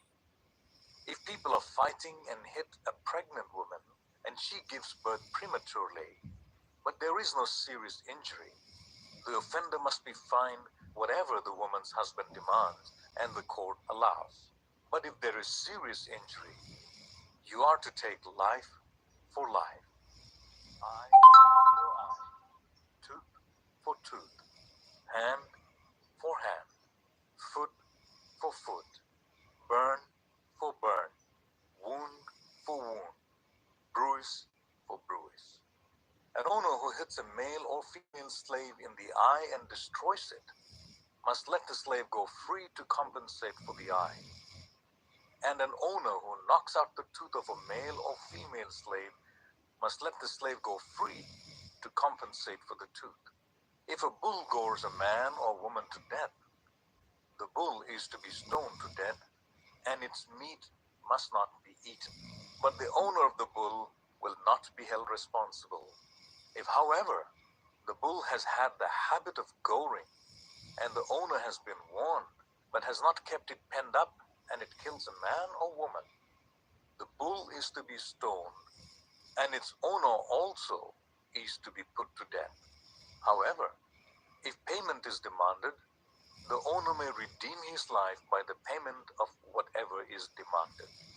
This law also applies if the bull gores a son or a daughter. If the bull gores a male or a female slave, the owner must pay 30 shekels of silver to the master of the slave, and the bull is to be stoned to death. If anyone uncovers a pit or digs one and fails to cover it, and an ox or a donkey falls into it, the one who opened the pit must pay the owner for the loss and take the dead animal in exchange. If anyone's bull injures someone else's bull and it dies, the two parties are to sell the live one and divide both the money and the dead animal equally. However, if it was known that the bull had the habit of goring, yet the owner did not keep it penned up, the owner must pay animal for animal and take the dead animal in exchange. Exodus 22. Whoever steals an ox or a sheep and slaughters it or sells it must pay back 5 head of cattle for the ox and 4 sheep for the sheep. If a thief is caught breaking in at night and is struck a fatal blow, the defender is not guilty of bloodshed. But if it happens after sunrise, the defender is guilty of bloodshed. Anyone who steals must certainly make restitution. But if they have nothing, they must be sold to pay for their theft. If the stolen animal is found alive in their possession, whether ox or donkey or sheep, they must pay back double. If anyone grazes their livestock in a field or vineyard and lets them stray and they graze in someone else's field, the offender must make restitution from the best of their own field or vineyard. If a fire breaks out and spreads into thorns bushes, so that it burns sheaves of corn or standing corn or the whole field, the one who started the fire must make restitution. If anyone gives a neighbor silver or goods for safekeeping, and they are stolen from the neighbor's house, the thief, if caught, must pay back double. But if the thief is not found, the owner of the house must appear before the judges, and they must determine whether the owner of the house has laid hands on the other person's property. In all cases of illegal possession of an ox, a donkey, a sheep, a garment, or any other lost property about which somebody says, "This is mine," both parties are to bring their cases before the judges. The one whom the judges declare guilty must pay back double to the other.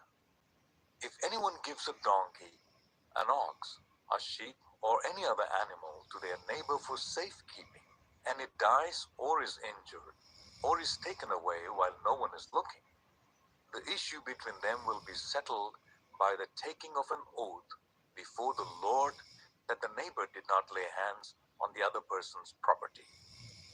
The owner is to accept this, and no restitution is required. But if the animal was stolen from the neighbor, restitution must be made to the owner. If it was torn to pieces by a wild animal, the neighbor shall bring in the remains as evidence, and shall not be required to pay for the torn animal. If anyone borrows an animal from their neighbor, and it is injured or dies while the owner is not present, they must make restitution. But if the owner is with the animal, the borrower will not have to pay. If the animal was hired, the money paid for the hire covers the loss. If a man seduces a virgin who is not pledged to be married and sleeps with her, he must pay the bride price, and she shall be his wife. If a father absolutely refuses to give her to him, he must still pay the bride price for virgins. Do not allow sorcerers to live. Anyone who has sexual relations with an animal is to be put to death. Whoever sacrifices to any god other than the Lord must be destroyed. Do not ill-treat or oppress a foreigner, for you were foreigners in Egypt. Do not take advantage of the widow or the fatherless. If you do, and they cry out to me, I will certainly hear their cry. My anger will be aroused, and I will kill you with the sword. Your wives will become widows, and your children fatherless. If you lend money to one of my people among you who is needy, do not treat it like a business deal. Charge no interest. If you take your neighbor's cloak as a pledge, return it by sunset, because that cloak is the only covering your neighbor has. What else can they sleep in? When they cry out to me, I will hear, for I am compassionate. Do not blaspheme God or curse the ruler of your people. Do not hold back offerings from your granaries or your vats. You must give me the firstborn of your sons. Do the same with your cattle and your sheep. Let them stay with their mothers for 7 days, but give them to me on the 8th day. You are to be my holy people. So do not eat the meat of an animal torn by wild beasts. Throw it to the dogs. Exodus 23. Do not spread false report. Do not help a guilty person by being a malicious witness. Do not follow the crowd in doing wrong.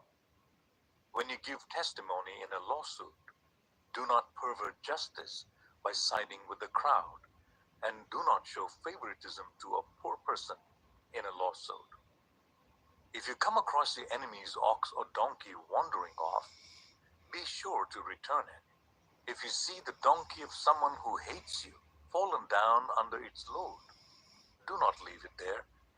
Be sure you help them with it. Do not deny justice to your poor people in their lawsuits. Have nothing to do with a false charge, and do not put an innocent or honest person to death, for I will not acquit the guilty. Do not accept a bribe, for a bribe blinds those who see and twists the words of you. Do not oppress a foreigner. You yourselves know how it feels to be foreigners. because you were foreigners in Egypt.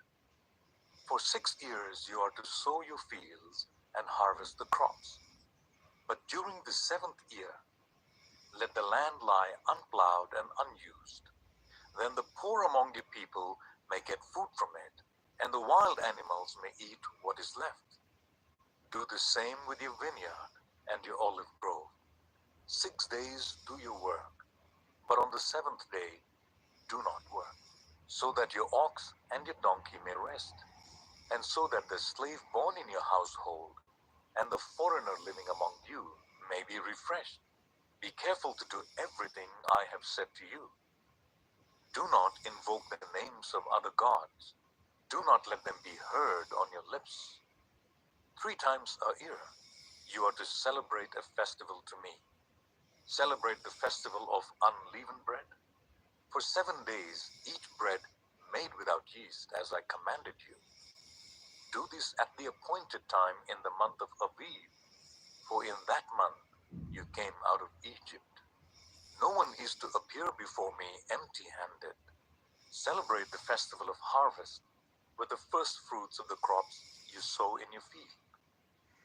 Celebrate the festival of ingathering at the end of the year, when you gather in your crops from the field. 3 times a year all the men are to appear before the sovereign Lord. Do not offer the blood of a sacrifice to me along with anything containing yeast. The fat of my festival offerings must not be kept until morning. Bring the best of the first fruits of your soil to the house of the Lord your God. Do not cook a young goat in its mother's milk. See, I'm sending an angel ahead of you to guard you along the way and to bring you to the place I have prepared. Pay attention to him and listen to what he says. Do not rebel against him. He will not forgive your rebellion, since my name is in him. If you listen carefully to what he says and do all that I say, I will be an enemy to your enemies and will oppose those who oppose you. My angel will go ahead of you and bring you into the land of the Amorites, Hittites, Perizzites, Canaanites, Hivites, and Jebusites, and I will wipe them out. Do not bow down before their gods or worship them or follow their practices. You must demolish them and break their sacred stones to pieces. Worship the Lord your God, and his blessings will be on your food and water.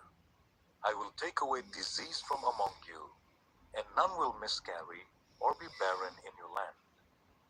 I will give you a full lifespan. I will send my terror ahead of you and throw into confusion every nation you encounter. I will make all your enemies turn their backs and run. I will send the hornet ahead of you to drive the Hivites, Canaanites, and Hittites out of your way.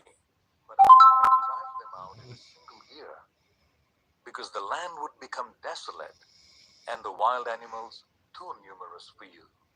Little by little, I will drive them out before you until you have increased enough to take possession of the land. I will establish your borders from the Red Sea to the Mediterranean Sea and from the desert to the river Euphrates. I will give into your hands the people who live in the land, and you will drive them out before you. Do not make a covenant with them or with their gods. Do not let them live in your land, or they will cause you to sin against me, because the worship of their gods will certainly be a snare to you. Exodus 24. Then the Lord said to Moses, "Come up to the Lord, you and Aaron, Nadab and Abihu, and 70 of the elders of Israel. You are to worship at a distance, but Moses alone is to approach the Lord. The others must not come near, and the people may not come up with him." When Moses went and told the people all the Lord's words and laws, they responded with one voice, "Everything the Lord has said, we will do." Moses then wrote down everything the Lord had said. He got up early the next morning built an altar at the foot of the mountain and set up 12 stone pillars representing the 12 tribes of Israel. Then he sent young Israelite men, and they offered burnt offerings and sacrificed young bulls as fellowship offerings to the Lord. Moses took half of the blood and put it in bowls. The other half he splashed against the altar. Then he took the book of the covenant and read it to the people. They responded, "We will do everything the Lord has said. We will obey." Moses then took the blood, sprinkled it on the people, and said, "This is the blood of the covenant that the Lord has made with you in accordance with all these words." Moses and Aaron, Nadab and Abihu, and the 70 elders of Israel went up and saw the God of Israel. Under his feet was something like a pavement made of lapis lazuli, as bright blue as the sky. But God did not raise his hand against these leaders of Israelites. They saw God, and they ate and drank. The Lord said to Moses, "Come up to me on the mountain and stay here, and I will give you the tablets of stone with the law and commandments I have written for their instruction." Then Moses set out with Joshua his assistant, and Moses went up on the mountain of God. He said to the elders, "Wait here for us until we come back to you.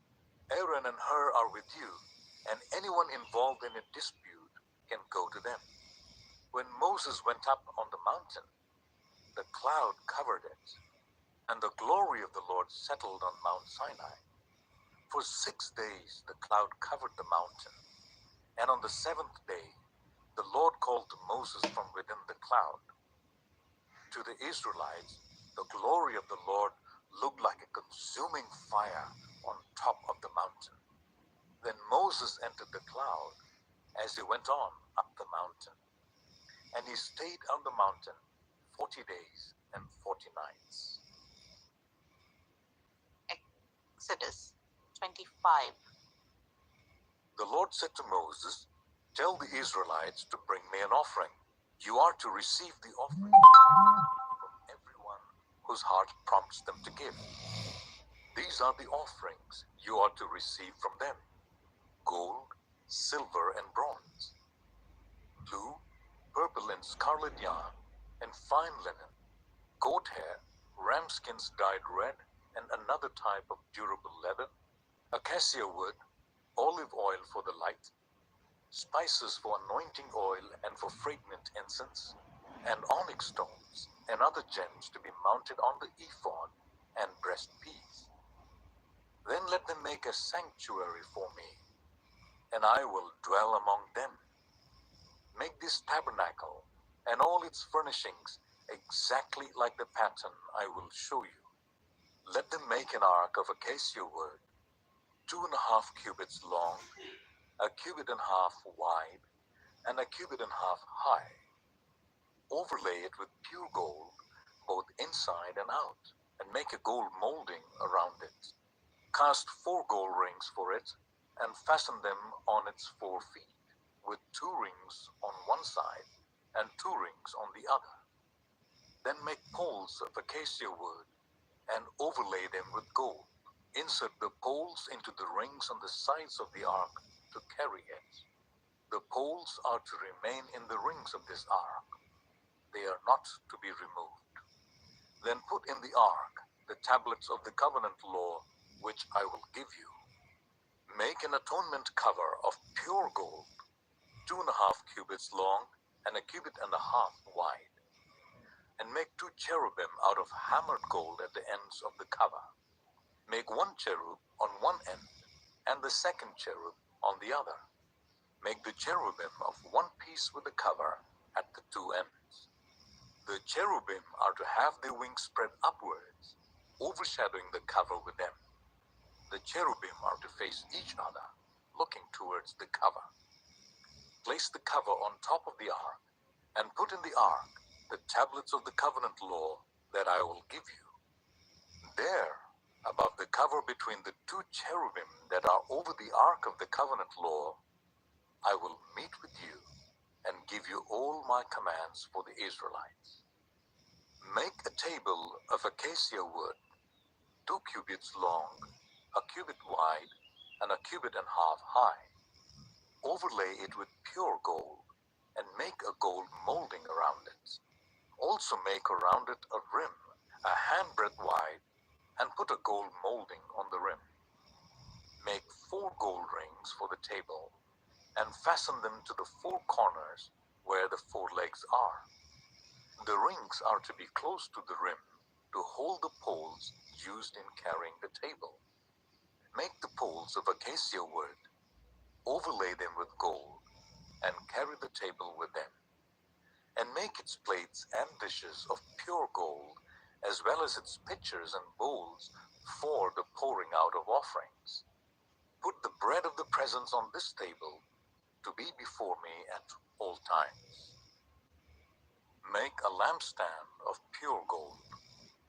Hammer out its base and shaft, and make its flower-like cups, buds and blossoms of one piece with them. 6 branches are to extend from the sides of the lampstand, 3 on one side and 3 on the other. 3 cups, shaped like almond flowers, with buds and blossoms, are to be on one branch, 3 on the next branch, and the same for all 6 branches, extending from the lampstand. And on the lampstand there are to be 4 cups, shaped like almond flowers, with buds and blossoms. 1 bud shall be under the first pair of branches extending from the lampstand, a 2nd bud under the 2nd pair, and a 3rd bud under the 3rd pair, 6 branches in all. The buds and the branches shall all be of one piece with the lampstand, hammered out of pure gold. Then make it 7 lamps, and set them up on it, so that they light the space in front of it. Its wick trimmers and trays are to be of pure gold. A talent of pure gold is to be used for the lampstand and all these accessories. See that you make them according to the pattern shown you on the mountain. Exodus 26. Make the tabernacle with 10 curtains of finely twisted linen and blue, purple, and scarlet yarn, with cherubim woven into them by a skilled worker. All the curtains are to be the same size, 28 cubits long and 4 cubits wide. Join 5 of the curtains together, and do the same with the other 5. Make loops of blue material along the edge of the end curtain in one set, and do the same with the end curtain in the other set. Make 50 loops of one curtain, and 50 loops on the end of the curtain of the other set, with the loops opposite each other. Then make 50 gold clasps, and use them to fasten the curtains together, so that the tabernacle is a unit. Make curtains of goat hair for the tent over the tabernacle, 11 altogether. All 11 curtains are to be the same size, 30 cubits long and 4 cubits wide. Join 5 of the curtains together into one set, and the other 6 into another set. Fold the 6th curtain double at the front of the tent. Make 50 loops along the edge of the end curtain in one set, and also along the edge of the end curtain in the other set. Then make 50 bronze clasps, and put them in the loops to fasten the tent together as a unit. As for the additional length of the tent curtains, the half curtain that is left over is to hang down at the rear of the tabernacle. The tent curtains will be a cubit longer on both sides. What is left will hang over the sides of the tabernacle so as to cover it. Make for the tent a covering of ram skins dyed red, and over that a covering of other durable leather. Make upright frames of acacia wood for the tabernacle. Each frame is to be 10 cubits long and a cubit and half wide, with 2 projections set parallel to each other. Make 20 frames for the south side of the tabernacle, and make 40 silver bases to go under them, 2 bases for each frame, one under each projection. For the other side, the north side of the tabernacle, make 20 frames and 40 silver bases, 2 under each frame. Make 6 frames for the far end, that is the west end of the tabernacle, and make 2 frames for the corners at the far end. At these 2 corners, they must be double from the bottom all the way to the top and fitted into a single ring. Both shall be like that. So there will be 8 frames and 16 silver bases, 2 under each frame. Also make crossbars of acacia wood, 5 for the frames on the one side of the tabernacle, 5 for those on the other side, and 5 for the frames on the west at the far end of the tabernacle. The center crossbar is to extend from end to end at the middle of the frames. Overlay the frames with gold and make gold rings to hold the crossbars. Also overlay the crossbars with gold. Set up the tabernacle according to the plan shown you on the mountain. Make a curtain of blue, purple, and scarlet yarn, and finely twisted linen, with cherubim woven into it by a skilled worker. Hang it with gold hooks on 4 posts of acacia wood overlaid with gold and standing on 4 silver bases. Hang the curtain from the clasps and place the Ark of the Covenant law behind the curtain. The curtain will separate the holy place from the most holy place. Put the atonement cover on the Ark of the Covenant law in the most holy place. Place the table outside the curtain on the north side of the tabernacle, and put the lampstand opposite it on the south side. For the entrance to the tent, make a curtain of blue, purple, and scarlet yarn, and finely twisted linen, the work of an embroiderer. Make gold hooks for this curtain, and 5 posts of acacia wood overlaid with gold, and cast 5 bronze bases for them. Exodus 27. Build an altar of acacia wood, 3 cubits high. It is to be square, 5 cubits long, and 5 cubits wide. Make a horn at each of the 4 corners, so that the horns and the altar are of one piece, and overlay the altar with bronze. Make all its utensils of bronze, its pots to remove the ashes, and its shovels, sprinkling bowls, meat forks, and fire pans.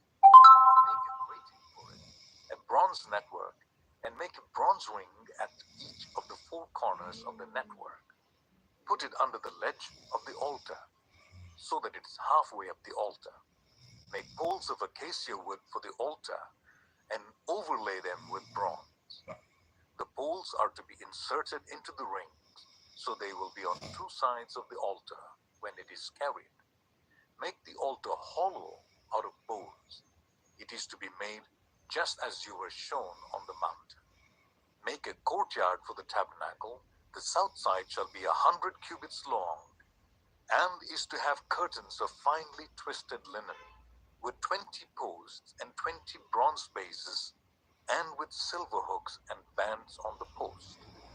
The north side shall also be 100 cubits long, and it is to have curtains with 20 posts and 20 bronze bases, and with silver hooks and bands on the posts. The west end of the courtyard shall be 50 cubits wide, and have curtains with 10 posts and 10 bases. On the east end, towards the sunrise, the courtyard shall also be 50 cubits wide. Curtains 15 cubits long are to be on the one side of the entrance, with 3 posts and 3 bases, and curtains 15 cubits long are to be on the other side, with 3 posts and 3 bases. For the entrance to the courtyard, provide a curtain 20 cubits long of blue, purple, and scarlet yarn, and finely twisted linen, the work of an embroiderer, with 4 posts and 4 bases.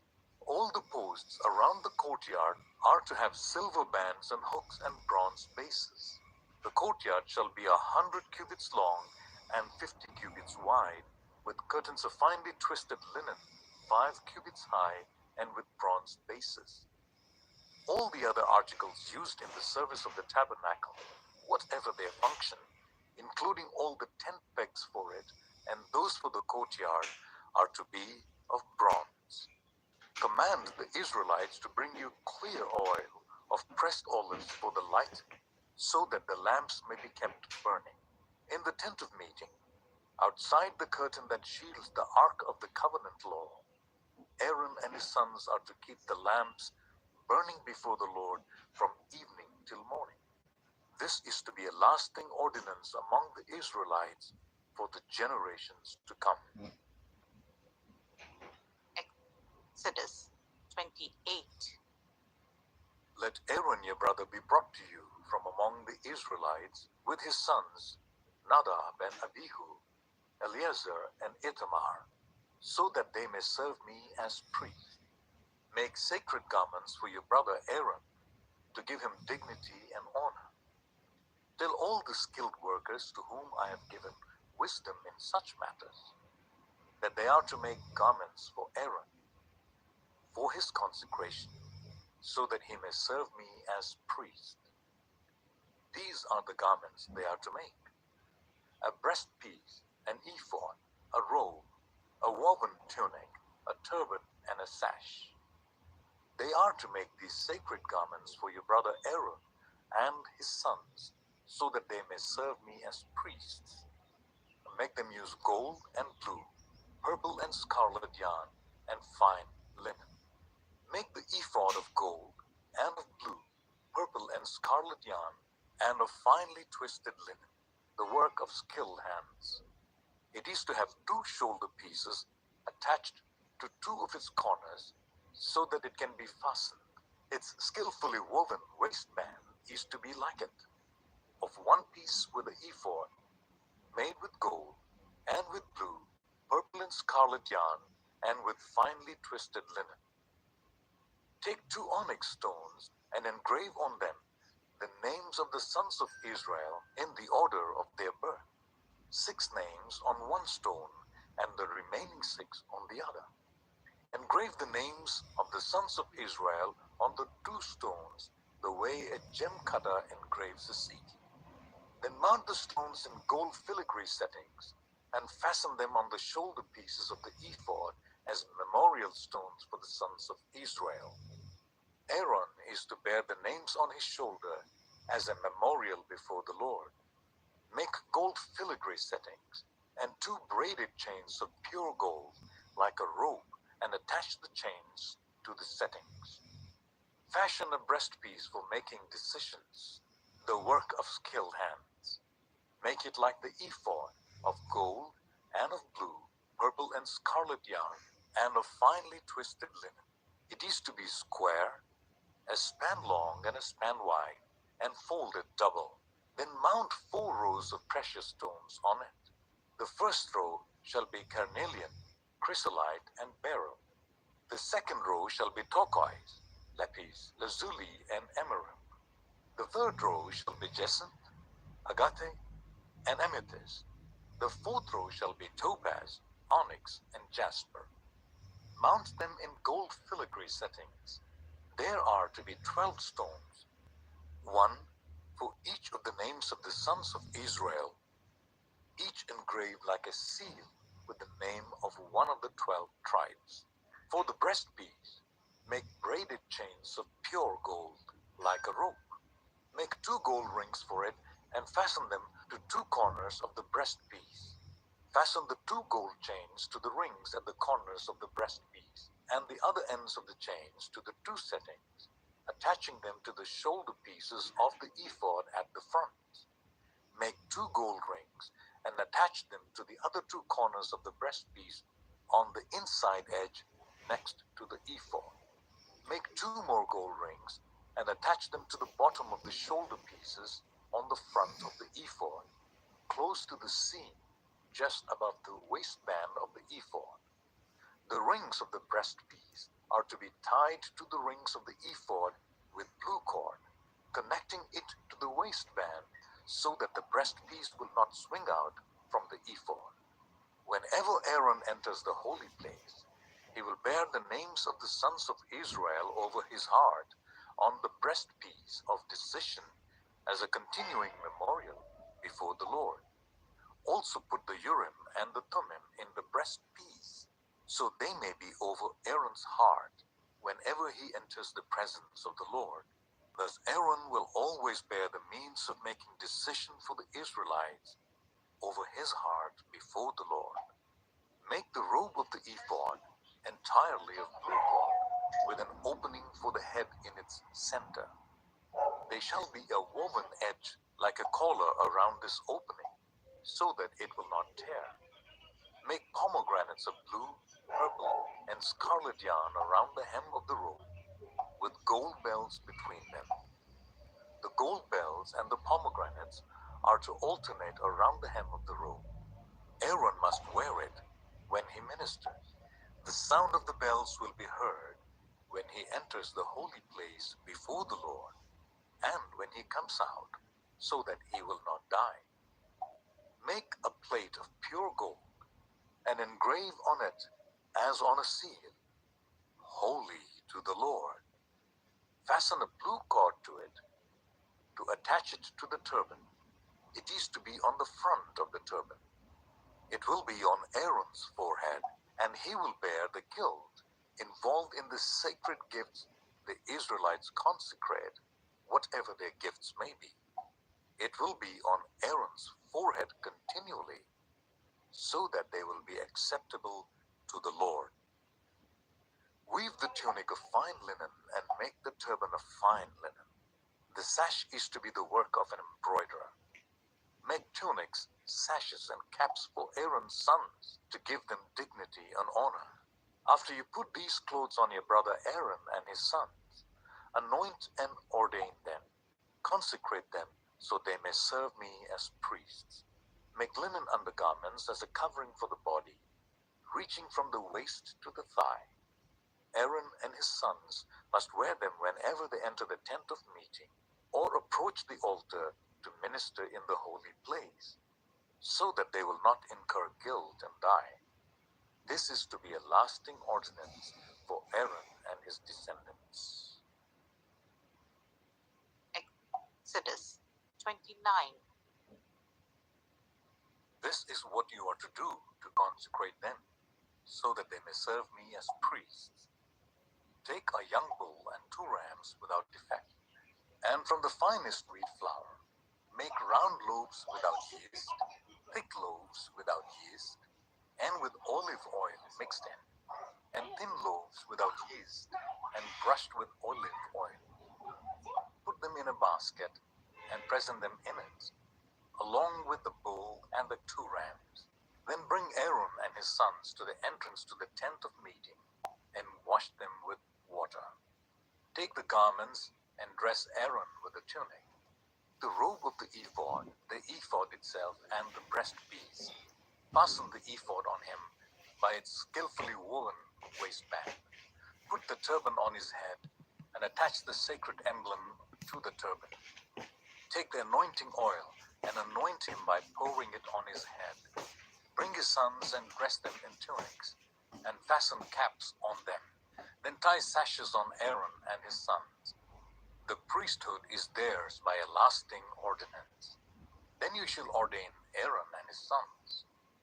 Bring the bull to the front of the tent of meeting, and Aaron and his sons shall lay their hands on its head. Slaughter it in the Lord's presence at the entrance to the tent of meeting. Take some of the bull's blood, put it on the horns of the altar with your finger, and pour out the rest of it at the base of the altar. Then take all the fat on the internal organs, the covering of the liver, and both the kidneys with the fat on them, and burn them on the altar. But burn the bull's flesh, and its hide, and its intestines outside the camp. It is a sin offering. Take one of the rams, and Aaron and his sons shall lay their hands on its head. Slaughter it, and take the blood, and splash it against the sides of the altar. Cut the ram into pieces, and wash the internal organs and the legs, putting them with the head and the other pieces. Then burn the entire ram on the altar. It is a burnt offering to the Lord, a pleasing aroma, a food offering presented to the Lord. Take the other ram, and Aaron and his sons shall lay their hands on its head. Slaughter it. Take some of its blood, and put it on the lobes of the right ears of Aaron and his sons, and on the thumbs of their right hands, and on the big toes of their right feet. Then splash blood against the sides of the altar, and take some of the blood on the altar, and some of the anointing oil, and sprinkle it on Aaron and his garments, and on his sons and their garments. Then he and his sons and their garments will be consecrated. Take from this ram the fat tail, the fat on the internal organs, the covering of the liver, both kidneys with the fat on them, and the right thigh. This is the ram for ordination. From the basket of bread made without yeast, which is before the Lord, take one round loaf, one thick loaf with olive oil mixed in, and one thin loaf. Put all these in the hands of Aaron and his sons, and wave them before the Lord as a wave offering.